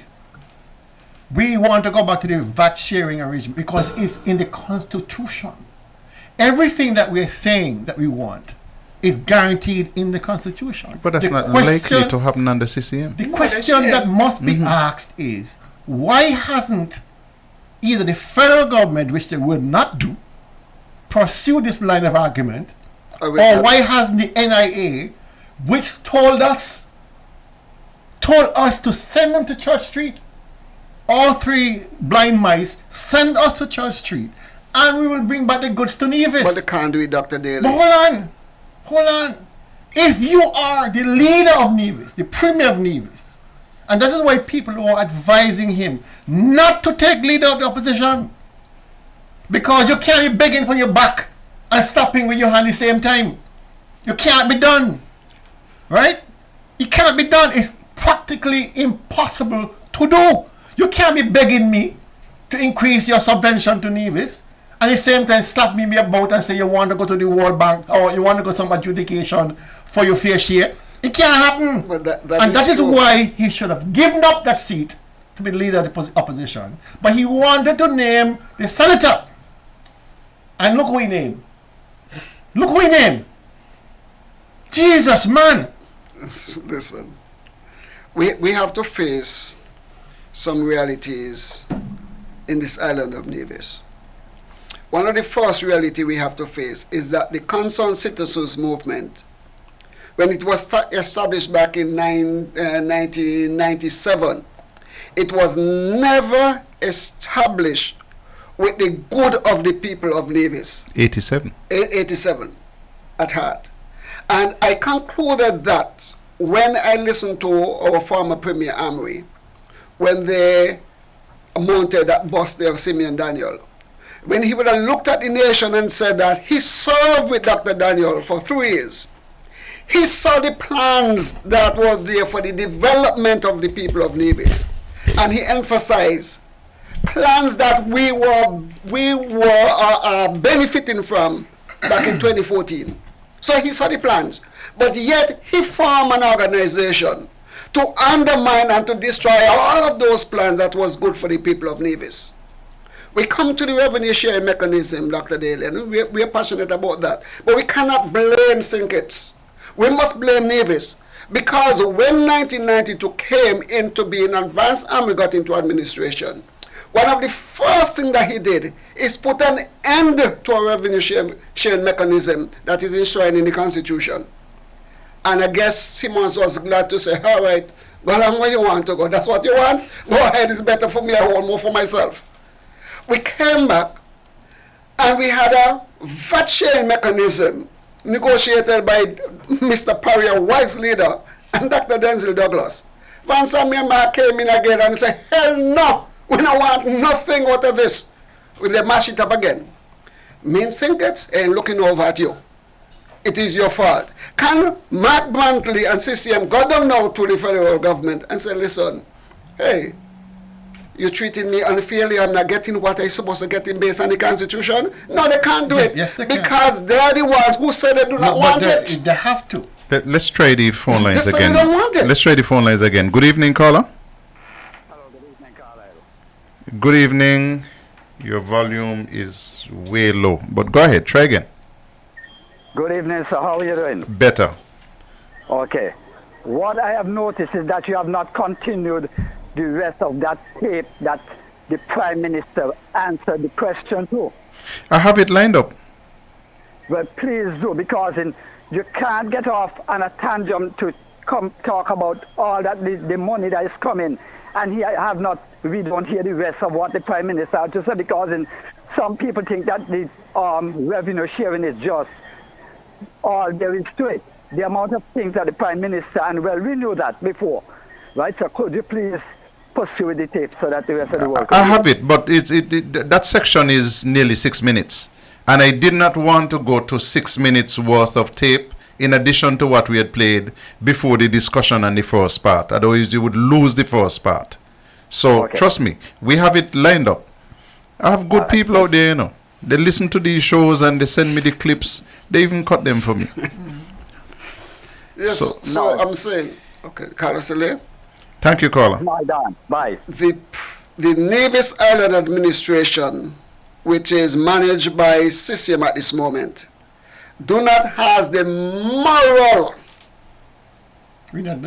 fabric to go along there, because it was their legal, and they're the ones who say they smash up all that was their legal. They do not recognize it. They're not going to abide by it. So now, because they come back and bite them in the behind, they're going to come and tell me no that they want. No. Hold on. They're not biting them, they're well off. That is true. They're biting us. They are biting us. We end up demanding a change. Right? If we gonna go on a moral argument and say, listen, this high road argument, well, we cut it off so we can't go ask.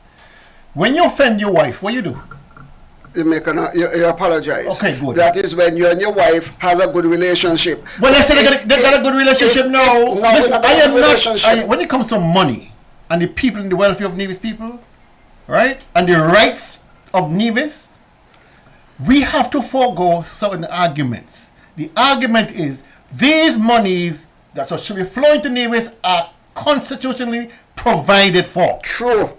And me don't want to hear no argument but that. Hello. But the reality is, though, that CCM, and you've made the point, and I've made that point over and over again, Tulu, they are the ones who would have pulled away. But they're the ones, I agree. Right now, they are, like you pointed out, they are well off. It doesn't bother them. But for Nevis' sake, they ought to return to that. But they're not doing it. This because of their ego. It is just about ego. Listen, I've heard this story about two brothers who went into a business. They put in 50, half to start the business. When the business started running, one of them went to his brother and said, listen, let me tell you something. Pay me out, my share. I don't want to have no more business with you. The brother said, okay, went to the bank, get him. He walked off his, when he don't walk off, he's coming back to his brother and say, listen, remember me and you start the business, you know, so something in there for me. Brother said, listen, hey, yes, we started. But you came back and said you want out. I paid you out already. I owe you absolutely nothing. In this here, Sister Nevis says, and Sister Nevis has been endorsed by us the people, and I put it across the board, the voters. Because when Dr. Bartlett and I've heard Carl Powell back then, spoke to the people and said, listen, this is where we stand to lose if we destroy this revenue sharing mechanism. The people of Nevis condemned us and went ahead and voted along that side, saying that their dollar is more important than the $75 or the $2.75 they would have gotten out of this relationship. Tulu, we're going to take a break. Let's take a Because break. I want to make sure that Kangen send the check so we can pay the bills. So let's take a break and we'll come back right after this. Do you know what you're drinking? If you are drinking plastic bottled water, chances are you're consuming plastic contaminants, BPA, and other hormone-disrupting chemicals you cannot see with your naked eye. Those empty plastic bottles take up to 450 years to decompose. In the meantime, plastic bottles are polluting the environment. They are dangerous to the planet and our health. The safer solution is to acquire your own Kangen alkaline water filtration system, and you'll never have to buy toxic bottled water again. Help save the planet and drink clean water for less than the price you'll pay for acid plastic bottled water over the next few years. The Kangen technology is the world's most popular, most acquired water immunizer. For more information, you can call or WhatsApp us on 917-207-1307. That's 917-207-1307. Change your water, change your life. And we're back live. And tell me, gentlemen and lady, we started so fast that we didn't even get to say congratulations to the Prime Minister. He has a new wife. When I heard that he was going to Barbados to get married, for a minute there I thought he was going to get married to Mia Motley, you know. Sorry. I just had the thought. I wouldn't even laugh. Anyway, no, sometimes the devil is coming at me. You control the devil. Do not follow him at all. Let's listen to some more from the Prime Minister's press conference. The other thing to look at is to see where the federal government continue to do its spending in Nevis. For example, all of the security in Nevis is paid for by St. Kitts, or 90%. Those are the police officers, the military, and so forth. All of that is paid by the federal government, coming out of the same consolidated funds. And there are multiple things that the federal government pays for on Nevis, such as those who benefit from the PAP, soon to be the LIFT program, such as those who benefited from the Elevate program and other federally driven programs. They also benefit from the consolidated fund and not from the Nevis Island administration. I will also say that we introduce other things such as the dividend payments. The Nevisians who qualify, just as the Kittitians who qualify, they got in the millions sent to them. So the Nevisians benefited from that, from the CBI program as well, on multiple occasions. Of course, I will say that the dividend is dependent on the inflows to the CBI. I want to clear that up. It doesn't mean it will be the same all the time or you will get it all the time. It is a dividend. For those who understand what a dividend is, it depends on your inflows or your profits, and then you share with the shareholders who are the citizens of St. Kitts and Nevis. The other thing is the independence reset. You all remember the $1,000 was a part of the independence reset. Again, the people of Nevis benefited in the millions of dollars. That had never happened before. And that came out of the consolidated funds from the CBI proceeds. The other one that we looked at again, even when we did the last one before December, when we have gone now to do the $1,000, where we have the savings and financial education plan, include all the children in Nevis who qualify. This is the first time I think that Nevisians can say that they have benefited directly from the CBI program. Even though during the era of the failed unity arrangement, they did not benefit that much. The people of Nevis did not benefit directly from the CBI program as they have under this administration. And in addition to that, their children will soon benefit directly. So a child in Jessops will have the same benefit as a child in St. Paul's, or St. Peter's, or Newtown, or Godwin Gut, or Sandy Point.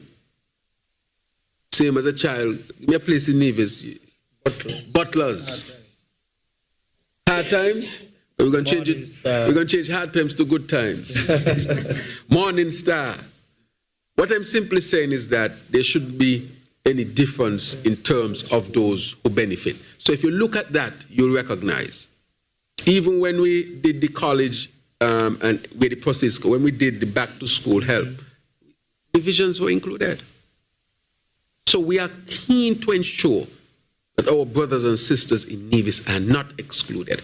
And if anyone were to do a fair analysis of the opportunities and benefits that the people of Nevis would have had since we have taken office in 2022, would have been significantly more than under an arrangement that included a party from Nevis. And so we'll continue to look for those opportunities. Give me the opportunity to say one more thing in terms of that. I had also spoken, apart from getting that study, and I'll ask the FS to see how far the World Bank is that the IMF is presently here, and I think I'm meeting with the IMF today. They are studying for us the Sovereign Wealth Fund.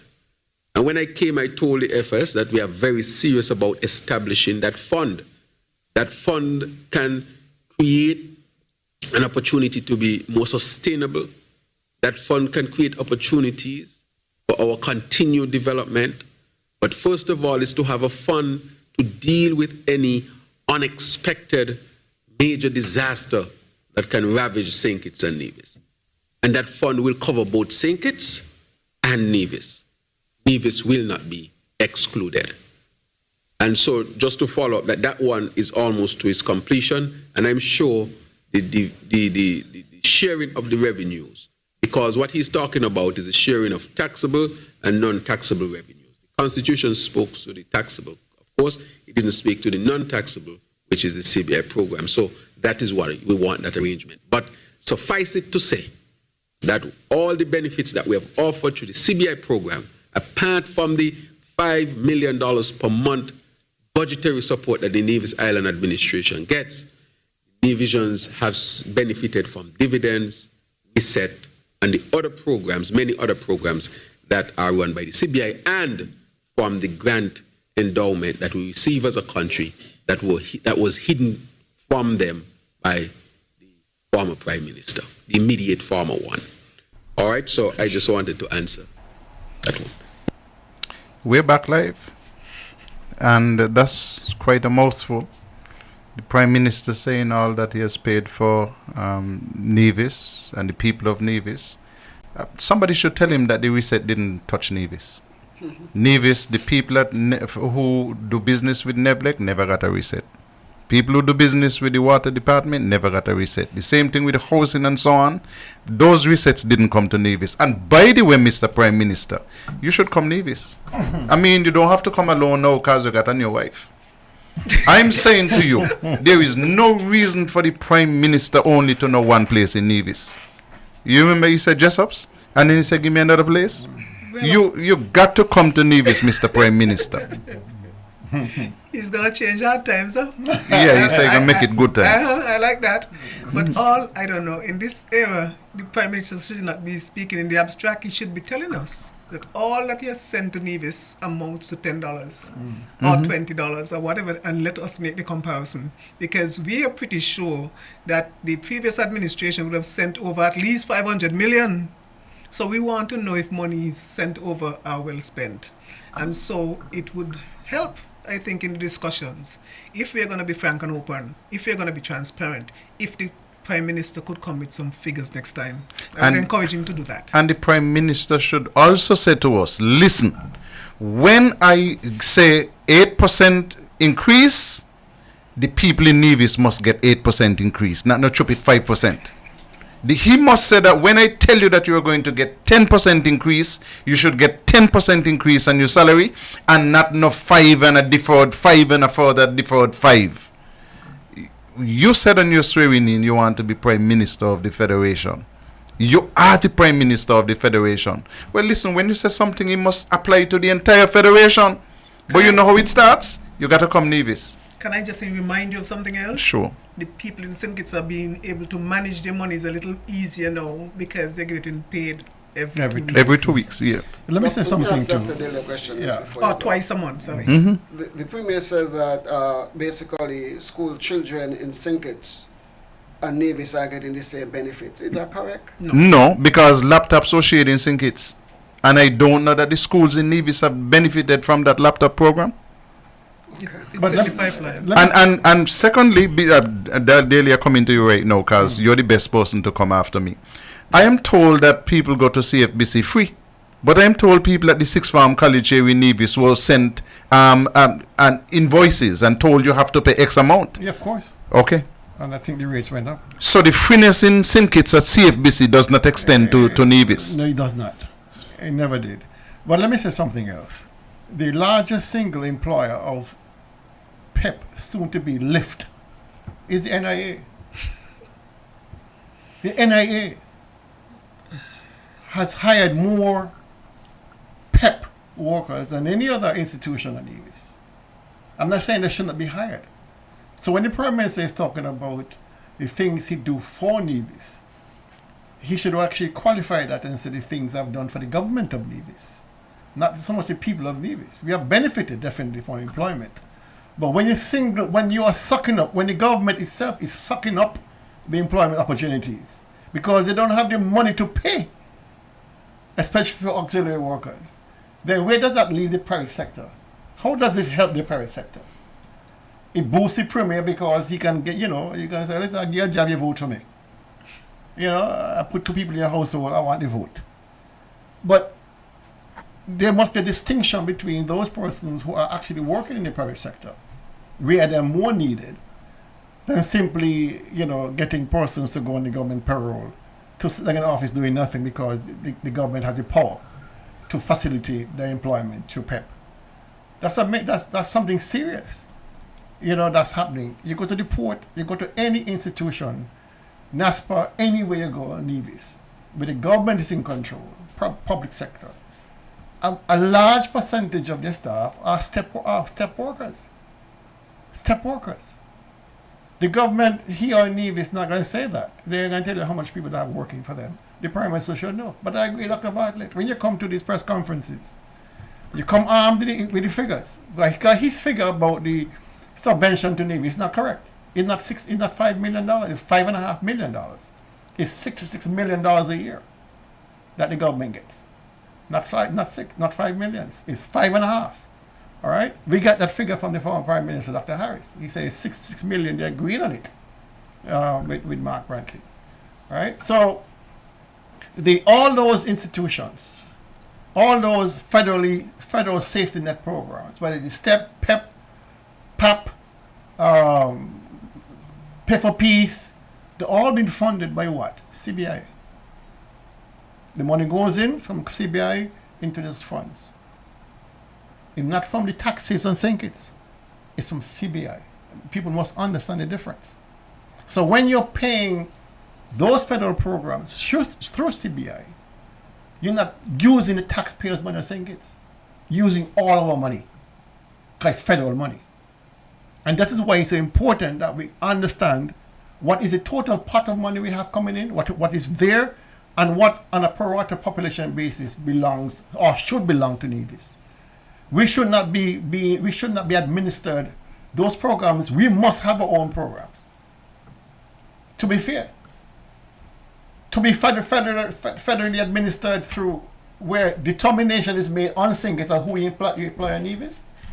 Determination is made on St. Kitts who qualify for PEP and STEP and PAP and who should be in the PEP for Peace. That we have no say in those arrangements. But that's not true though. How? The Premier lied. The Premier has a say. Well, we know the Premier has a say. We all know that. But officially he don't have a say. But then he has given up his say because he said, no, we are no longer St. Kitts and Nevis. Good evening, caller. Good evening to the entire panel. I just had a thought. Y'all think it really matters how much money Nevis gets? No. I believe Nevis could, I think the Prime Minister to take up all the money and give it to Nevis. I don't believe Nevisians will see any of that money, it seemed like you're going into a big hole or something, because I think the previous Prime Minister put a lot of money over into that big hole and nobody could see the money. And I mean, even the hospital, y'all see where the money going yet? Okay, that's my thought. All right. Let me say one more thing, Carlisle. One more thing. The Prime Minister made it a point. I'm hearing it back again. Yeah, the Prime Minister made a point that the 20 million that they get was hidden from Nevis. Hidden. Use his words, hidden. And he has made it a point to give Nevis 25%. Fair enough. Well, Mr. Prime Minister, if you are being transparent about what was hidden, why not give us an idea, a fairly good idea, of how much money that the government and Nevis actually got? Is the money quoted by Mr. Harris correct?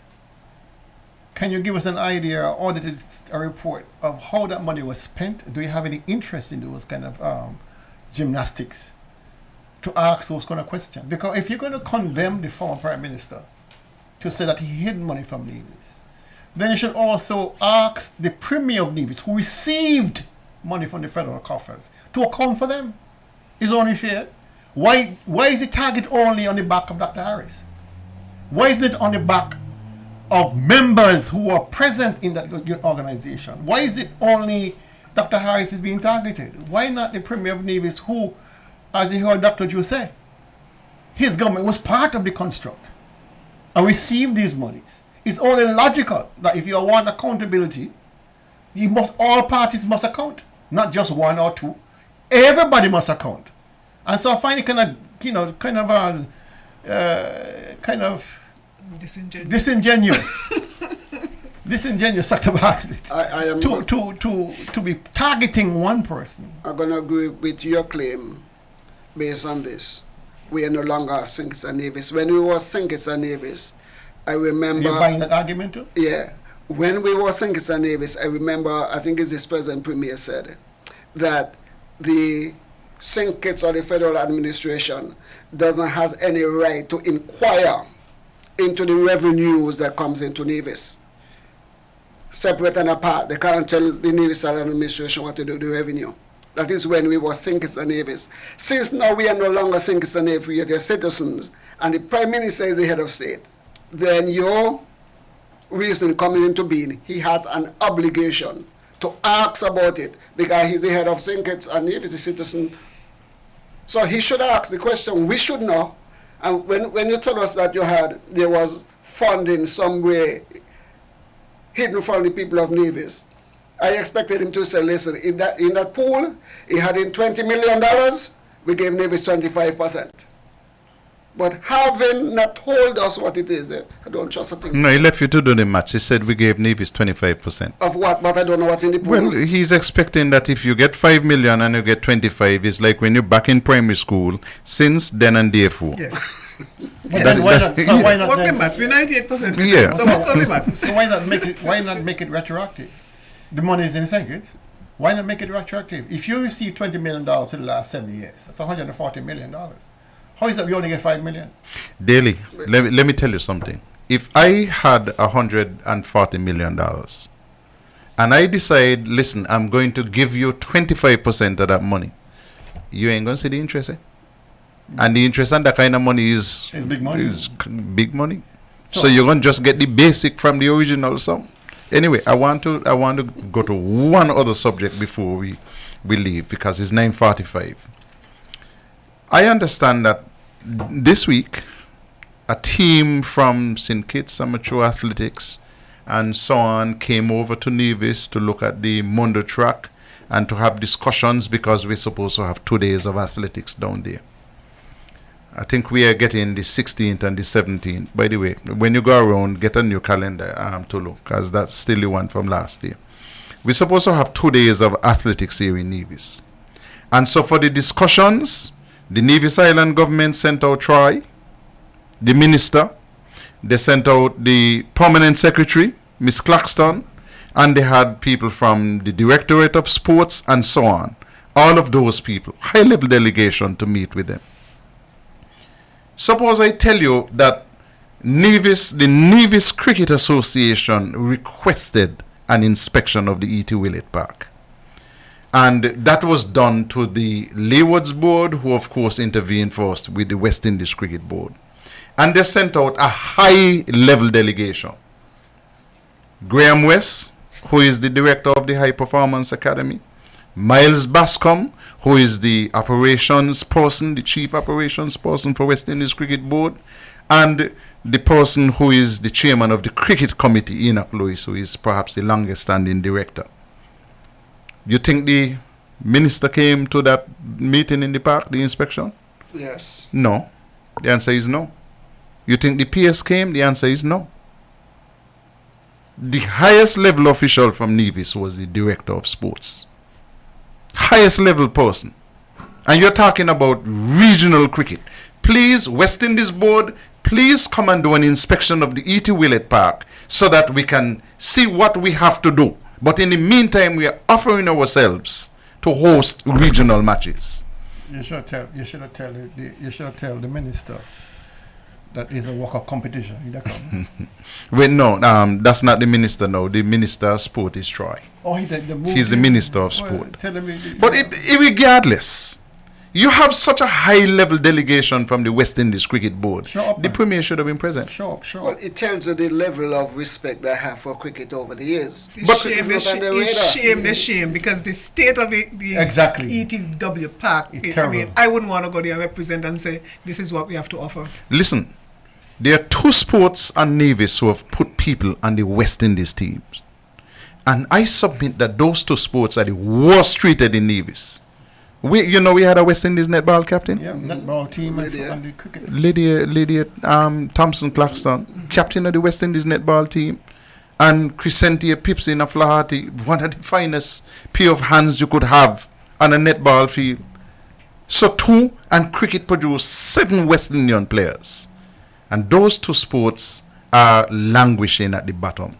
It don't seem like anybody care about them. They don't have any vision. And it's done right there, as the young people say. It is true. Right. Let's try for this call. Good evening, caller. Good evening to the panel. Good evening. You hear me? Yes. I'm listening to the program and I'm trying to get a good feel of what's going on. To me, it seems like we're Nevis lost now. Again, a big feedback, but anyway, no problem. Once you could hear me. To me, it seemed like we in Nevis lost. No, hello? Go ahead, we're hearing you. Okay, good. The money coming over from Sinkits for Nevis, as Sinkits Nevis, and we have a grant. We're not getting the grant, but whatever coming over from Sinkits Nevis. No, you would have realized that Nevis have its own government. Nevis have its Nevis island government that is to function in Nevis. Now, if you allow me to go back a little bit last year, Sinkit had a grant, small business grant. Every small business in Nevis get benefit. The lady when I called, it told me $5,000. In Nevis, when you go, it's only for fisheries. So we are really getting the grant, but it's not distributing properly. No, we are getting monies again for whatever, because me can't say YBB, because I may not see it. But for whatever we are getting money for. And if it's not going, it's not to Jew to tell us what the money come for and how much money you don't say where you send the money for. We have representative in Nevis. No, I find out something in Nevis. Me carry out my own investigation. And I find out whoever win government in Sinkits, whether PLP, Timothy Douglas, whoever win government in Sinkits, continue with the program and development of Sinkits. But somehow Nevis just stopped. We have to carry out something, sending people to college, to Barbados and course and things, Sicily getting it stopped. We have to get back in, send back people to Trinidad, Sicily got back in it stopped. No, I remember, darling, and allow me to go way back when we were going to school. We were accustomed to Nurse Nisbet. To treat us good because, she is the district nurse and Nurse Nisbet treat us good. For whatever reason, Nurse Nisbet had to move away. I think they had moved on. And they sent a nurse from Sinkits named Smith and the mother. And nobody in Nevis, in St. James, AXEPA, Combomi attendees, AXEPA. No, you want to tell me to the modern day Nevis. Combomi Health Center, no, that's a district nurse. So all the money will come from St. Kitts, no district nurse, and the assistant who there might have to leave soon, or we don't have no replacement. And I know what it is, What it is now is to get some people from distant land, bring them in and then say, oh, we don't have no nurses, we don't have nobody, we need people lazy, so we can't find nothing to work. And these are the people who would find their way right on the voters list. And that is what Nevis is all about. I was talking to a lady from St. Kitts tonight, and she asked me, "Oh, what I got so much money and not doing Nevis?" And I said to her, simple. Things like that. She said, no, Nevis money is to vote. It's for election. So is it correct that Nevis money only for election? When election time come, you find money? I hear they talk about the PEP earlier. 10 people come to Nevis last year in the PEP. 10 I put in for a PEP work, I can't get it. 10 came and who's gone to Neville gone in other government services. Come on, this is not good for Nevis. Now me, Jeffrey only said he gone down with the PEP, they're going down with something else. I'm saying is Nevis is not an autopilot. You got sensible people in Nevis. And we need to stand up. Because Nevis not that good. You do a little business. Who you work for not got the money. And sometimes when people got money, nothing there to sell or to serve. We're not that good in Nevis, so we must say it loud and clear. During the press conference, what we say, we want to hear it from the premier. And if we don't have proper people, let me change it from press conference and to a town hall meeting to ask proper questions. We want to know what going on. I feel like a fool in here, and I don't like to feel like a fool. Thank you. Thank you very much, caller. And that's our last call for the evening because it's now 9:53. Tulu, your closing statement? I'm going to defer to Sister Pat. Good night. Thank you very much, Dr. Daly. I didn't realize the time was flowing so fast. Yeah, it was. It's always a pleasure being here among you gentlemen and Albert lady. Conversations have been very, very uplifting. Even though the conclusion cannot be one thing, that we're moving in the wrong direction in every single aspect of our lives, whether it's through the legislation, the band-aid fixes to make themselves immune from government, from observation. Whatever it is, we are moving in the wrong direction. And for the government to plead otherwise, that somehow by planting a few vanilla beans and some grapevines that we are doing exceptionally well, the country is growing at pace.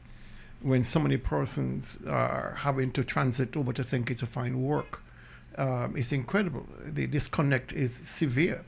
When you look at what's happening in the cost of food on Nevis, the fact that so many persons can no longer fill that basket, they have to crimp and shrimp and put back because they can't simply meet the food bills of their households. It tells you things that are going good. When you go to the points of departure here in Charlestown, over there at the Wally Terminal, you see the line of cars growing every month. Persons are simply moving over to St. Kitts to try to find employment to support their families. It tells you things that are going good.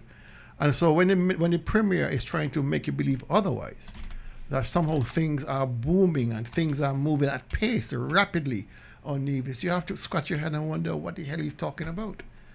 We just, we have lost hotels, we've lost Nisbets, unfortunately. We have no idea what will become of the property. It was an iconic place. It had 80 people working there. We have not replaced those. But the premier is on record bragging about 100 persons now finding employment at the Radius call center there in Brownhill, when the role used to be over 200. You see, so any indicator you look at, whether it is in his own Ministry of Finance, where we know mortgage up to the hilt, where $3.5 to $4 million every month is just in interest payments on our debts. When you look at the tourism sector, which is not growing at all. As a matter of fact, We are not seeing any increase in hotel development, any guest house development, any stay of our visitors. We're not seeing any increases there. We look at what's happening in health at the hospital. You're not seeing any movement. They have got now the quantities of a back, and they have now saying that hopefully by mid-year they're going to start reconstruction. All indicators are that is not going to happen. We look at agriculture. They went and invested a huge sum of money into a broiler plant. They can't even get the building built. They can't even put a road to where the farm is supposed to be. I mean, it's just one failure after another failure, and it's showing up in people's stress levels, people's anxiety, the rate of depression, and psychosis is growing among our people.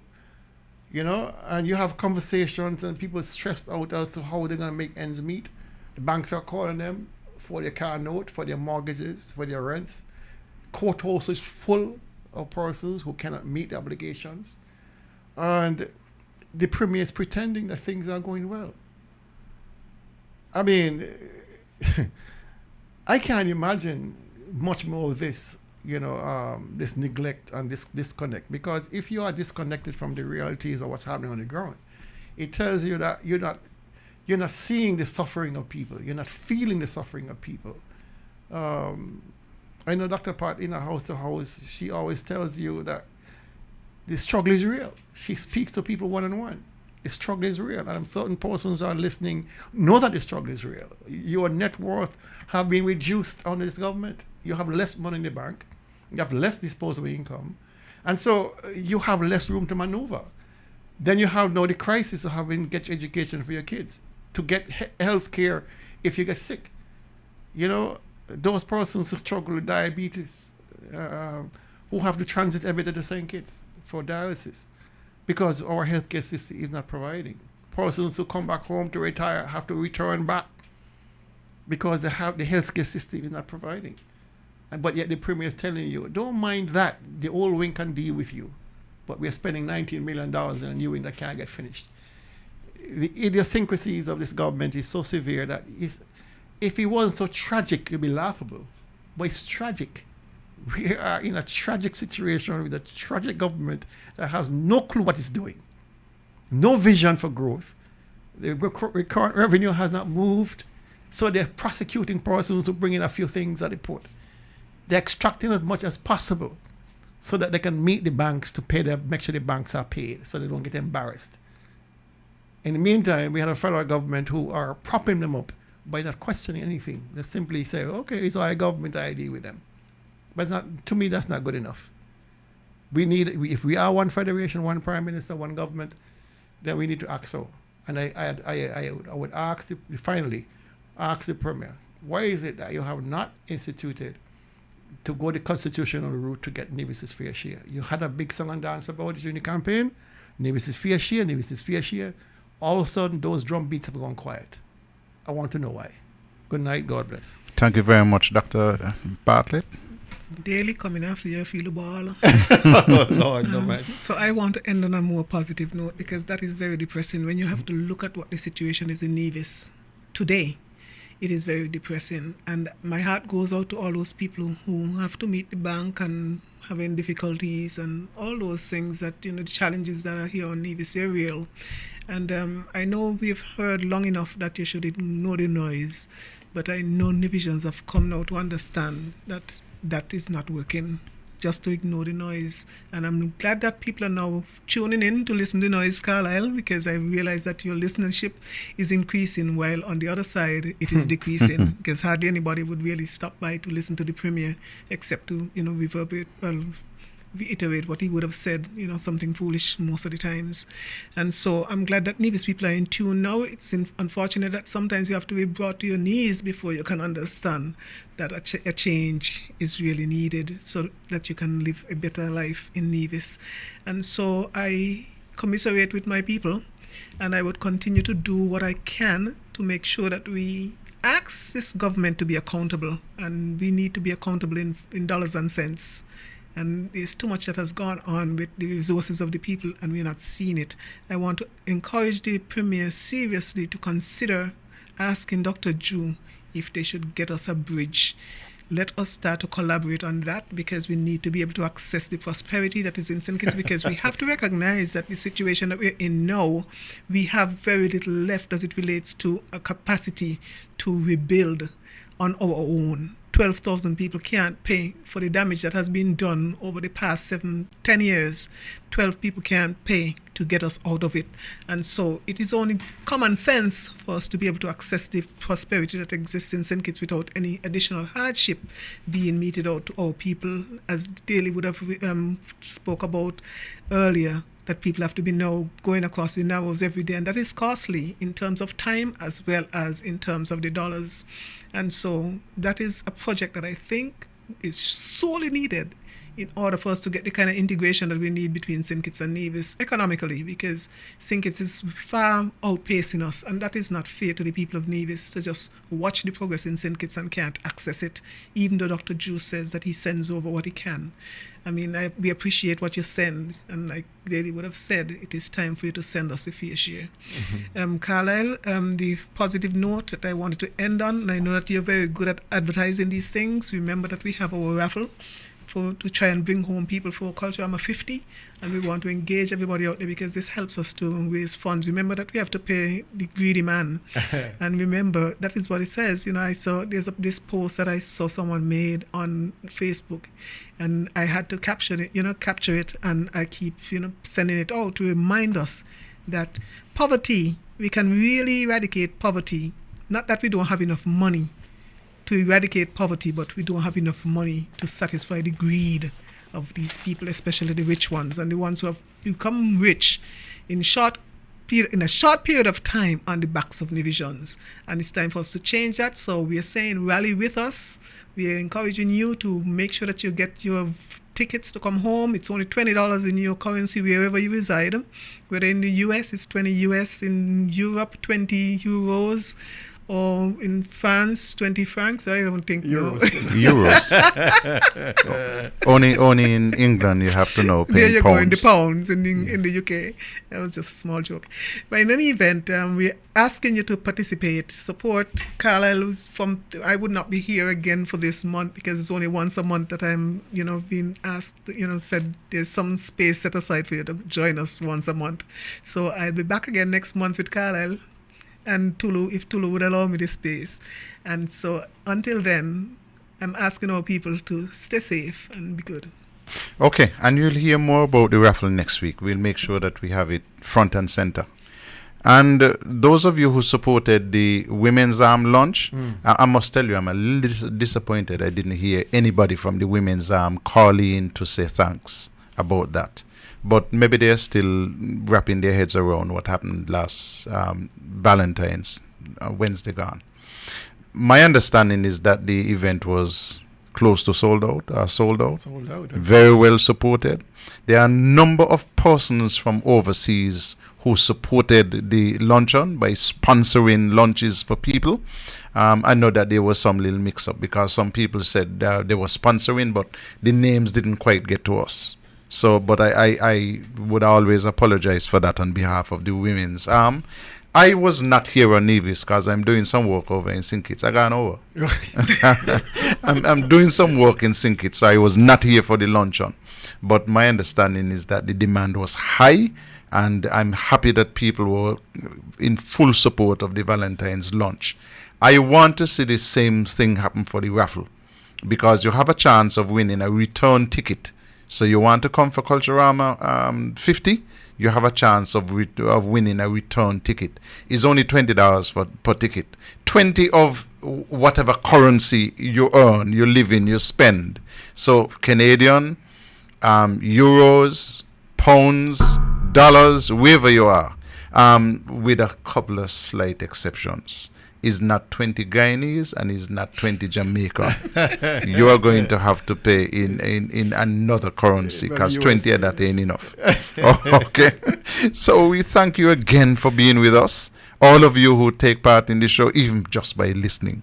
We are happy that you are part of us, and we are going to see you next week, when we are going to have another brand new program for Tell Me.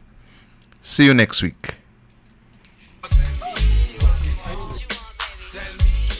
Yes, if you tell me, I will tell them that Tell Me is on.